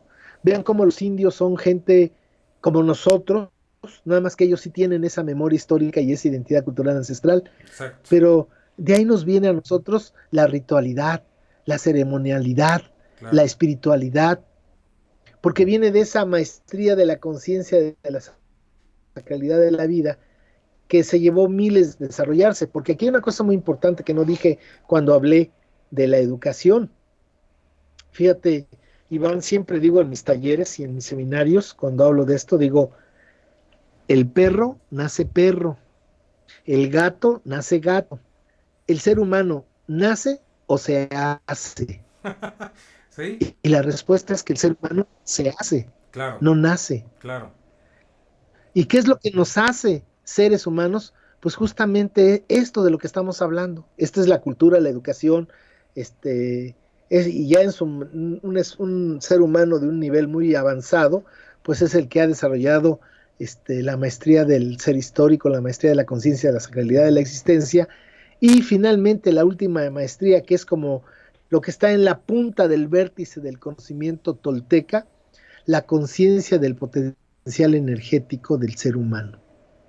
Es decir, no solamente entendemos que somos energía. Permíteme hacer aquí un paréntesis. Ujú. Este concepto de materia y energía es un concepto fallido, es incorrecto, Totalmente. porque mira, todo es energía, no Así es. existe la materia como tal, Exacto. porque todo lo que está constituido de átomos, Así es. y los átomos están constituidos de neutrones, protones, electrones, etcétera. Entonces, precisamente por eso el grado Kelvin, el grado cero, cuando hablamos que es un grado de frialdad, eh, no, creo que de los centígrados va por el casi 300 Sí. centígrados bajo cero, 200 y tantos, 270 y tantos. Se supone que a esa temperatura o esa inexistencia de energía, todo se detiene, todo se congela, entre comillas. Entre comillas. Entonces, supuestamente, si se llegara a ese grado Kelvin, ese grado cero Kelvin, pues los átomos y los protones y los neutrones ya no se moverían. Claro. Entonces, por eso es una abstracción, es una mentira, pues no se puede llegar a eso. Pero eh, nosotros, todo lo que nos rodea, por ejemplo, el escritorio que estoy tocando ahorita es de madera. Bueno, sí, decimos que es madera, pero ¿de qué está hecha la madera? Pues está hecha de energía. Claro. Y, y entonces todo es energía. Y este que te habla, pues es energía. Todo soy energía. Entonces, aquí lo interesante es que los viejos abuelos eh, llegaron a este maravilloso conocimiento. Ellos, por alguna forma, descubrieron que todo está compuesto por unos pequeños filamentos que tienen energía propia y conciencia propia. Ujú. Y que esos pequeños filamentos tienen la voluntad de unirse. Y fíjate, miles de esos se unen para formar hacer un protón. Ujú. Fíjate el tamaño que son. Y que ellos forman grandes, y que tienen la voluntad de unirse y de organizarse en toroides y de manera fractal. Es decir, son toroides que se multiplican n veces de manera fractal, es decir, van multiplicando su forma una tras otra, lo que son las células, lo que son Exacto. los átomos, ¿no? Lo que es un sistema solar, lo que es una galaxia. O sea, lo que es macro es micro al mismo tiempo. Y eso lo descubrieron los viejos abuelos y descubrieron que el ser humano es un toroide que está compuesto de todo, lo que está, como está compuesto de todo, como todos, está compuesto de energía, pero que hay una energía que lo separa de la demás energía. A ver, déjame explicarme. Ujú. Fíjate lo que dije, es una energía que, es, que con otra energía se separa de la energía. Imagínate una alberca que fuera el universo energético, una alberca llena de agua, y que tú agarras un globo y lo llenas de esa agua de la alberca y lo cierras y lo echas sobre la alberca. Ujú. Ese globo está hecho de agua de la alberca, Ujú. lo que es adentro es afuera, Ujú. pero se diferencia de la demás alberca por el globo, el látex que lo separa el agua Ajá. del agua de afuera, del agua de adentro. Ese látex que llamamos globo, lo que descubrieron los viejos abuelos, que eso nosotros, eso lo producimos a través de la conciencia de ser. Oh. La conciencia de ser es lo que nos permite diferenciarnos de la energía total para ser, para ser yo. Claro. Por eso es tan importante el ego, porque Claro. es lo que te hace ser, porque si no, pues ¿qué eres? Eres todo. Claro. Pero como sabemos también el ego es nuestro tirano, pero bueno, ese es otro asunto. Sí. Entonces, los viejos abuelos se dieron cuenta que esa energía que separa la energía de adentro de afuera, eh, se va creando a través de la vida. Es decir, la conciencia de ser es la experiencia de vida. Ujú, Entonces, por ejemplo, un bebé es puro nahual, ujú, porque no tiene esa conciencia. Cuando recién nacido, él piensa que es parte de la mamá. claro. Por eso la mamá se lo pega al pecho del lado del corazón, porque el niño no tiene conciencia de ser. Ujú, Él es parte de su mamá. ujú, Y poco a poco, al transcurso del tiempo, el niño va dándose cuenta que es diferente de la mamá. Y poco a poco va entendiendo el mundo, pero el niño, eh, así de días, no ve el mundo como nosotros lo vemos. exacto. ¿Sabes cómo lo ve el niño? Como lo Como, que es, exacto. como lo que es Como una unidad. energía, no, Claro, energía. claro, Él ve pura energía. claro. Por ejemplo, afortunadamente aquí en mi estudio no hay una mosca, pero si hubiera una mosca, fíjate cuántos ojos tiene la mosca. Sin embargo, al estar ocupando el mismo espacio y el tiempo, el mundo en el que los dos vivimos, la mosca y yo, es diferente. Así es. La mosca ve otra cosa y yo veo otra cosa. Y el problema es que nosotros actuamos nuestros pensamientos, no vivimos nuestros actos. Así. Wow, esa está buenísima, maestro. Sí, E- totalmente. Entonces, nuestro mundo es un mundo de ideas. Claro. Y ese mundo se va creando y se va fortaleciendo con nuestra propia experiencia de vida. Y esa energía, llega un momento en que la energía de adentro quiere salir y la energía de afuera quiere entrar. Eso es permanente y eso es el Olin Yolinsin, en la Wow. vida y movimiento, ¿no? Porque igual que estas partículas estamos en movimiento. Cuando llega un momento en que esa membrana energética, que es producto de la conciencia, se rompe, eh, lo de adentro sale y lo de afuera entra y nos diluimos en la nada, Claro. en el todo. Wow. Wow, Eso es la maestro. muerte. Sí, claro. Ahora, los toltecas lograron, y ese es su gran logro, por eso es la maestría de la conciencia del potencial energético, los toltecas lograron en el más alto nivel de su conocimiento tener la capacidad de, de tener conciencia de su cuerpo energético. Ujú, Mira, nosotros tenemos conciencia de nuestro cuerpo físico, entre comillas, o de esa forma de ver la energía. ¿Cuánto tiempo tarda una persona, un ser humano, por ejemplo, en manejar bien su cuerpo, que no Oh, tire la leche a la mesa, que no se caiga cuando camine o corra? Vamos a decir, unos 10 años. ujú, Ya un niño de 10 años más o menos maneja bien su cuerpo. ujú. Para llegar a tener conciencia y manipulación del cuerpo energético, nos llevamos a lo mejor 20 años, Wow. si somos buenos alumnos. Sí, pero dándole con todo, maestro. Sí, Pero al 100% y todos los días y las 24 horas del día. claro. ¿Entiendes qué hacían los toltecas allá arriba? Totalmente, maestro. Claro. Y, Bueno, entonces y- tardaban muchísimo a partir de unas disciplinas férreas, este, para llegar a tener dominio pleno del cuerpo físico y empezar a manejar el cuerpo energético. Primero, tener conciencia de ese cuerpo energético, que es como un toroide que va más o menos, es como una dona,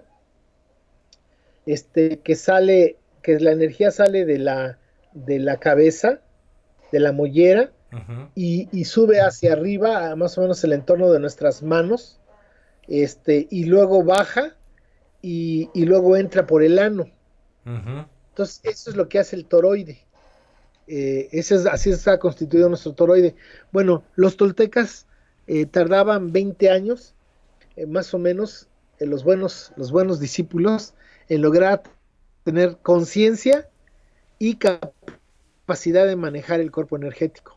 Y Wow. después se tardaban otro tiempo más, para casi llegar a ser un atado de años, para tener la capacidad de poder en su momento, por voluntad propia, fíjate lo que digo, abrir el campo energético de la conciencia y dejar que entre y que salga la totalidad sin perder la conciencia de ser. Wow. Sí, sí, wow. Eso ya es, como dice, esto es la maestría absoluta.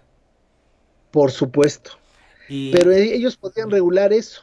claro, Dicho, dime. no, le iba a comentar, maestro, que no se le vaya la idea, pero me imagino que eso después ya será otro tema, pero igual y tiene que ver esta cuestión del por qué se abandonaron muchos lugares, ¿no? Correcto, Ujú. correcto. Entonces, dicho de otra forma, los toltecas podían, eh, entre comillas, diríamos nosotros desde nuestras limitadas percepciones, podían morir sin morir. Exacto, Podían abrir y cerrar su capullo luminoso y podían por eso vivir todo el tiempo que ellos quisieran. claro. Entre comillas, ¿no? Porque todo tiene un uso, pero los toltecas vivían pues eternidades, ¿no? Para nosotros que vivimos 70, 80 años promedio, ellos vivían lo que ellos necesitaran Claro. para lograr estas maestrías. Ahora, nada más entre paréntesis, maestro, para no quedarme con la duda. Usted me dice que pregunte.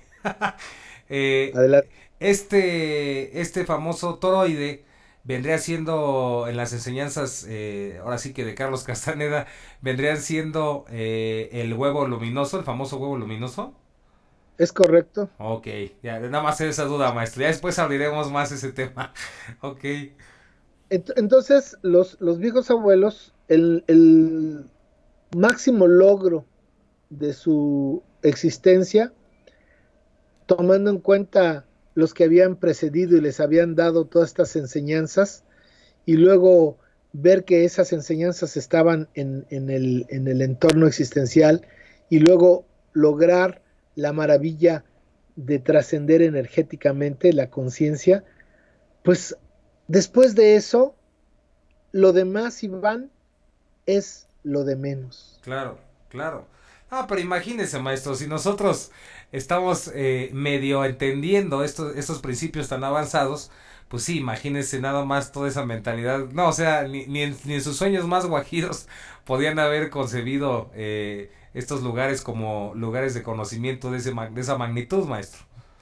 Y además, déjame decir otra cosa, que había dos intenciones muy poderosas sobre la invasión del Abianáhuac. Ujú, Una, la más burda y grotesca, pues era la, la voracidad y la avaricia de robar y de explotar para ser ricos. claro.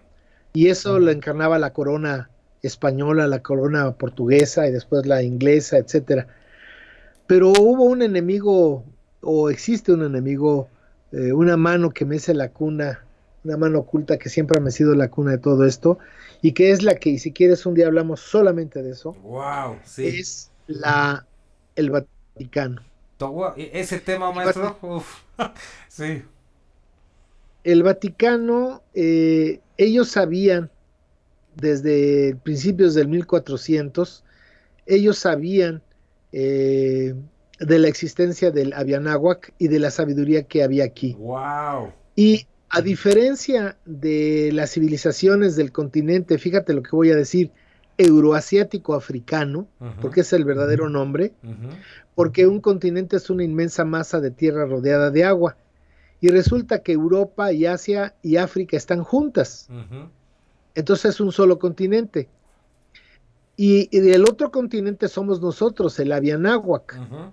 Entonces resulta que las civilizaciones del continente euroasiático africano finalmente venció la inercia de la materia y se dedicaron de lleno al bronce, al hierro, al acero, a la rueda, al estribo, a la lanza, al arco, la ballesta, el arcabuz, el Mm, avión, la ujú. bomba. ¿Me explico? Sí, Entonces, para el 1400, acuérdate que ya estaban no solamente los comerciantes venecianos, sino por parte del Vaticano los jesuitas visitando China.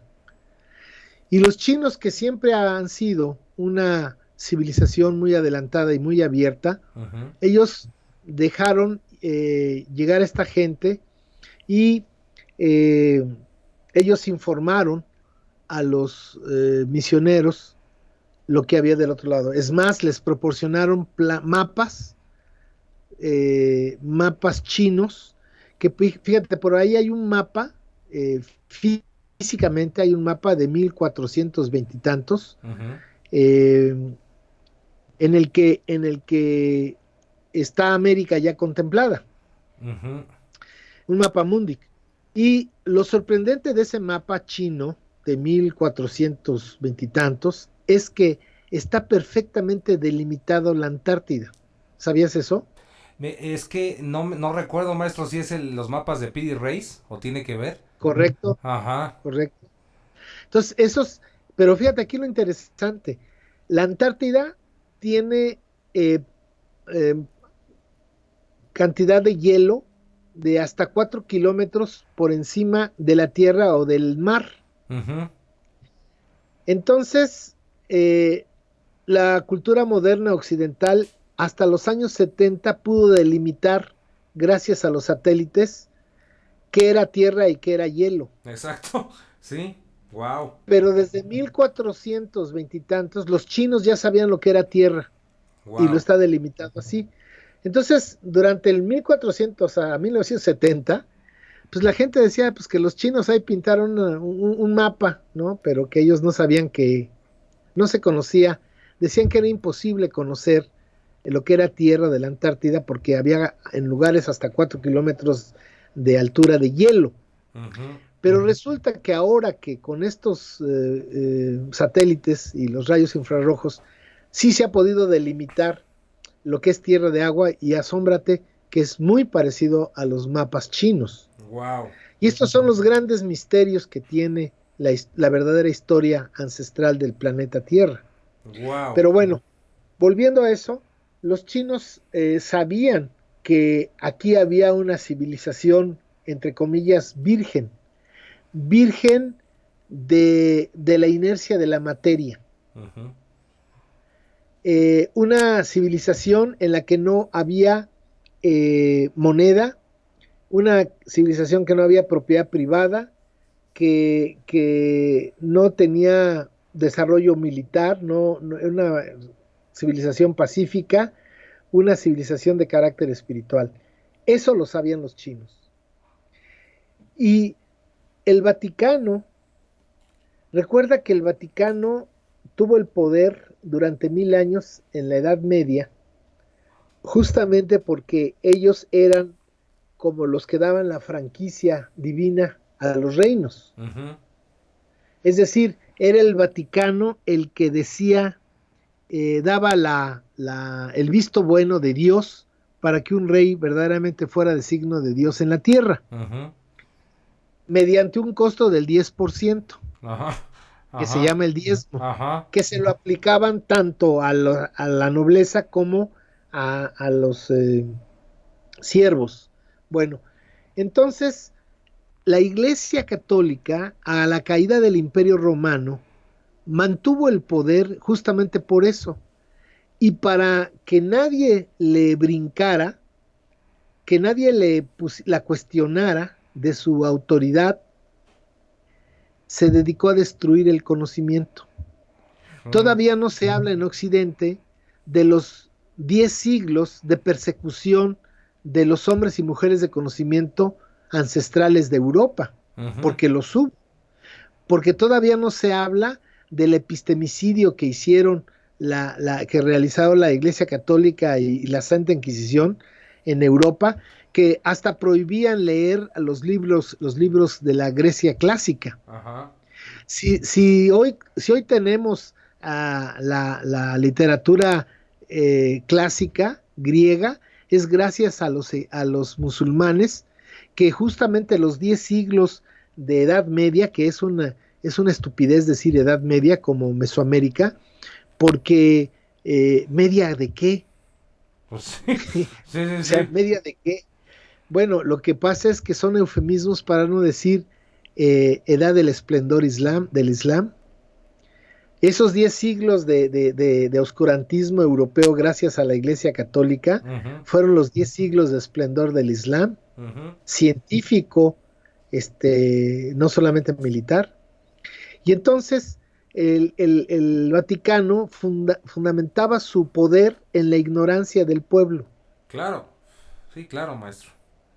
Y entonces venir a América a apropiarse, perdón, venir a Vianáhuac, ya ves que colonizado estoy, No, todos. venir, es que ¿por qué llamarle América de un tal Américo Sí, Vespucio que sí, sí, nunca puso un pie acá? Vamos claro. a llamarle a Vianáhuac. ¿Y Ujú. por qué? Pues como lo decía mi mamá, ¿sí sabías cómo decía mi mamá? ¿No? Ay, ¿a poco tú no te le querías a veces poner a las patadas a tu mamá? Sí, claro. Y mi mamá me decía, ¿y haces esto? ¿Y por qué? Y me decía mi mamá, porque lo digo yo, Ah. punto. Y punto. Sí, No hay más, ¿no? claro, Entonces, además mi mamá tenía un instrumento pedagógico infantil muy efectivo que era el cinturón de mi papá. claro. Pero bueno, esa es otra historia. Entonces, el caso está en que esos 1000 años de dominio del Vaticano están sustentados en la ignorancia. Ujú, Entonces, ellos venían, los conquistadores, venían eh, con la instrucción de destruir el conocimiento. wow. Porque una de las cosas que no sabe la gente en general en el continente del Avia Náhuac es que lo que hicieron los españoles aquí, tanto en todo el continente, iba a decir en el virreinato de Perú como en el de México, Ujú, primero lo hicieron, primero lo hicieron en la península ibérica. claro, claro. Es decir, en 1492 cuando logran expulsar a los musulmanes, la reina de Castilla, eh, todo su ejército financiado por el Vaticano se dedicó a invadir y a sojuzgar a los reinos ibéricos de la península. Ujú, Y a sangre y fuego entraron estos reinos, los sojuzgaron, mataron a su nobleza, impusieron nobleza castellana, prohibieron las lenguas originarias, autóctonas, e impusieron el castellano. ujú, Y todo eso tardó de 1492, esa guerra de conquista de la península tardó de 1492 a 1516. El reino de España se constituye hasta 1516. Por eso cuando la gente dice, no, pues que Colón fue a hablar con los reyes de España, no es cierto. No existía mm, España. España va a existir como reino hasta 1516. ¿Gracias a qué? A que destruyó y sojuzgó los reinos de la península ibérica, y el único reino que no pudo sojuzgar, porque era muy poderoso, era el reino lusitano, y por eso hoy Portugal es un país. Pero si los castellanos no hubieran podido sojuzgar al reino de Galicia, hoy Galicia sería un país. Y si claro. no hubieran podido sojuzgar al reino de Vasconia, hoy Vasconia sería un país, etcétera.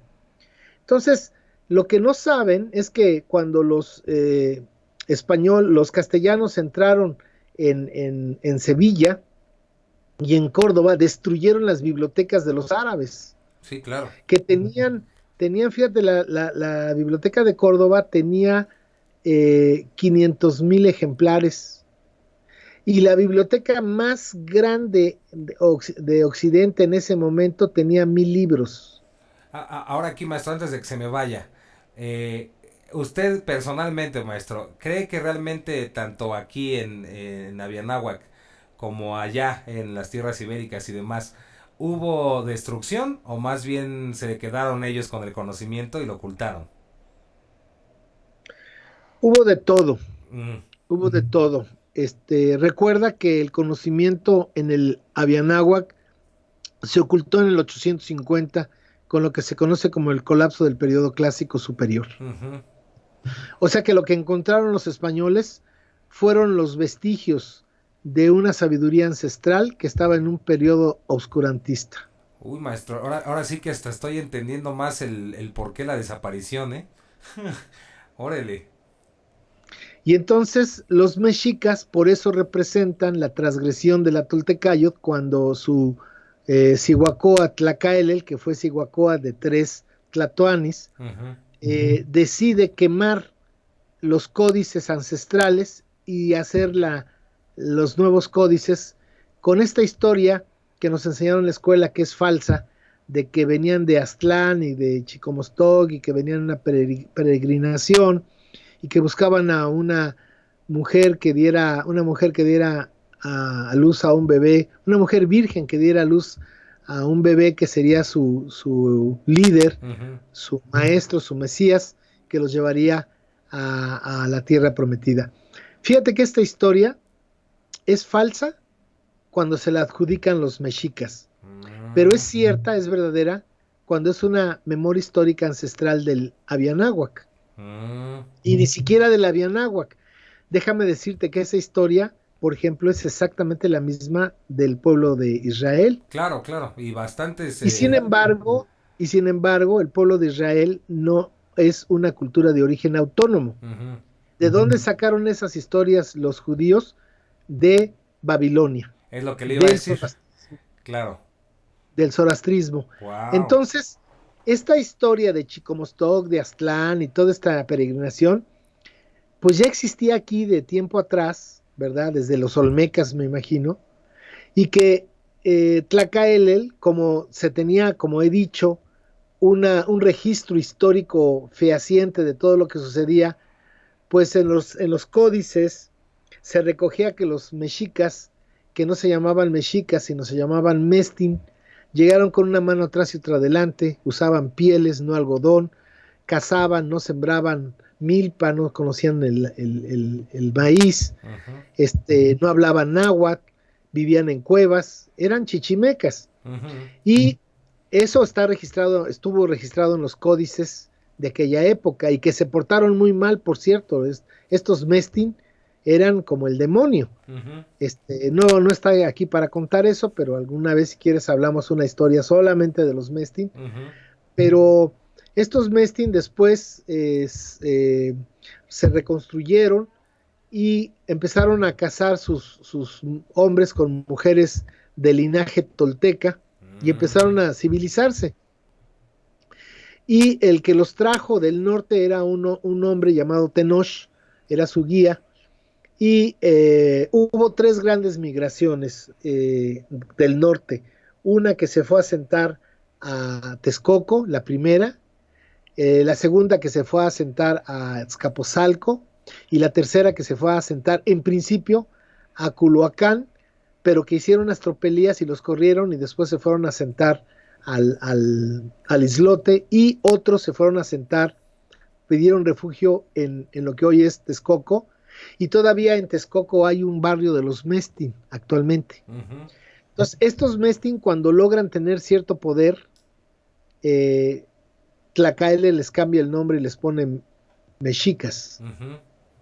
¿Y por qué les cambia el nombre? Porque no quiere que se reconozca su llegada. Y entonces ellos agarran este mito de que venían en busca de una tierra prometida y como un destino manifiesto. Pero mira, eso es algo tan humano que es exactamente la misma historia de los gringos. Totalmente, así es. O sea, en menos de 200 años los gringos se han hecho del mundo. Bueno, pues igual los mexicas, en otra dimensión menor, pues ellos también, cuando tuvieron cierto, poquito poder, no como dicen los libros de texto y los historiadores hispanistas, pero cuando tuvieron relativo poder, pues cambiaron su historia. Es como aquellas familias que se sacan la lotería y de repente pues ya se ponen Sí, sí, sitios inmobiliarios sí, sí, sí, se les y olvida. su abuelito, su abuelito era español y trajo un Sí, tesoro y cosas así, ¿no? sí, sí, Lo sí. mismo hicieron los mexicas. Y entonces, esa historia oficial es la que recoge el Estado mexicano, ¿verdad? Y es la que oficializa. Y una cosa interesante es que tú puedes ir al Museo Nacional de Antropología e Historia de la Ciudad de México y la sala principal es la sala mexica. Sí, sí, claro. ¿Cómo es posible? Eso es un atentado a la historia. ¿Por qué? Porque simplemente Tenochtitlan de 1325, que supuestamente se fundó, a 1521 que la destruyó los españoles, son 196 años. Sí, nada Cuando más. estamos hablando de Dani Berge, que se tardaron 1350 años en construirlo. Claro. Entonces, fíjate, por exaltar a los mexicas, el pueblo mexicano no conoce a los zapotecos, a los mixtecos, a los mayas, a los purépechas, a los totonocos, a los huastecos, etcétera. Exacto. Porque todo se resume a los mexicas. Pero ojo, fíjate nada más que interesante discurso. Es historia prehispánica. Sí, exacto. Fíjate lo que quiere decir prehispánico. Antes de nosotros, los que les dimos en la torre a ustedes. Sí, totalmente, maestro. Y entonces la historia es prehispánica, efectivamente. Si tú ves el libro de texto, pues es la batalla de la Noche Triste. La historia la escribieron los españoles y es una historia prehispánica, antes de nosotros. Sí. Pero volviendo al punto, ya nos estamos desviando un poco de Sí. Dani Berge. Sí, maestro. Dani Berge es igual que estos lugares como Teotihuacán. Bueno, además Teotihuacán es el centro generador, eso valga decirlo, ¿no? Teotihuacán, hoy los arqueólogos han encontrado, entre comillas, los barrios de las culturas del Anáhuac del periodo clásico. Entonces ahí está el barrio de los zapotecos, de los mixtecos, de los mayas, de los totonacos. Pero ¿cómo funcionaba Teotihuacán? Pues haz de cuenta que era el campus mayor del sistema de instituciones de conocimiento superior del Anáhuac, y entonces los toltecas, que es un grado de conocimiento, todos los que estudiaban en los toyanes eran toltecas, no importando la etnia a la que pertenecieran. Claro. Todos los toltecas sabían hablar náhuatl, se entendían en náhuatl, e iban a al supercentro de conocimiento que era Teotihuacán, donde se construía de manera comunitaria y horizontal el conocimiento, y se regresaba a las comunidades, a los toyanes locales, y se seguía trabajando. Por eso entonces Monte Albán o Dani Berge tendrá arquitectónicamente en su tercera fase, la del abandono, tendrá la misma arquitectura de Teotihuacán, de talud y tablero. Y eso te habla arqueológicamente de la influencia que tuvo Teotihuacán, no solamente sobre Monte Albán. Si vas a Chichén Itzá, pasa exactamente lo mismo. Claro. Y a todos los lugares.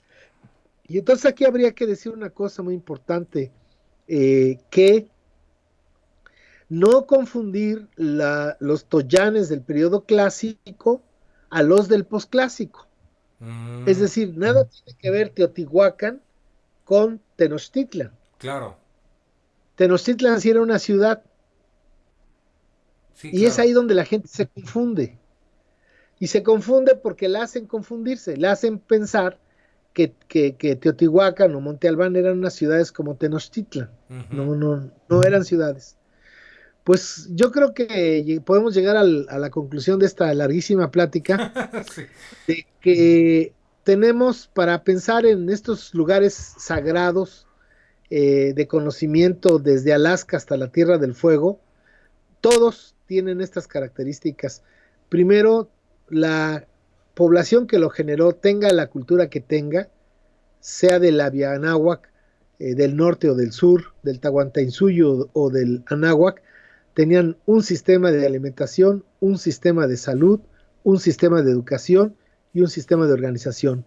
Para que con esos 4 sistemas, ellos a través de los siglos, sus estudiantes podrían trabajar en estos sitios la maestría de la conciencia del ser histórico, la maestría de la conciencia de la sacralidad de la existencia, y finalmente la maestría de las maestrías, que era la conciencia del potencial energético del ser humano. Y creo que con eso podemos entender lo mismo Machu Picchu que Teotihuacán, claro, que en este caso Dani Berge, Iván.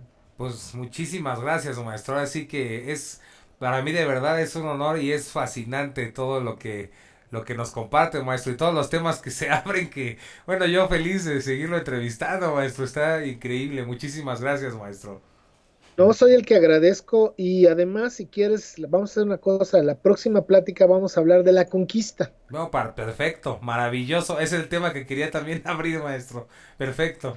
Bueno, pues estamos en la misma frecuencia, pues Iván, te agradezco mucho el favor del espacio y agradezco a todas aquellas personas que pacientemente te siguen porque estoy asombrado de tanta gente que te tiene la confianza y te sigue, pues les agradezco el tiempo de escuchar esta plática. Muchísimas gracias, maestro. Y pues bueno, seguimos en contacto, maestro. Buenas noches. Buenas noches.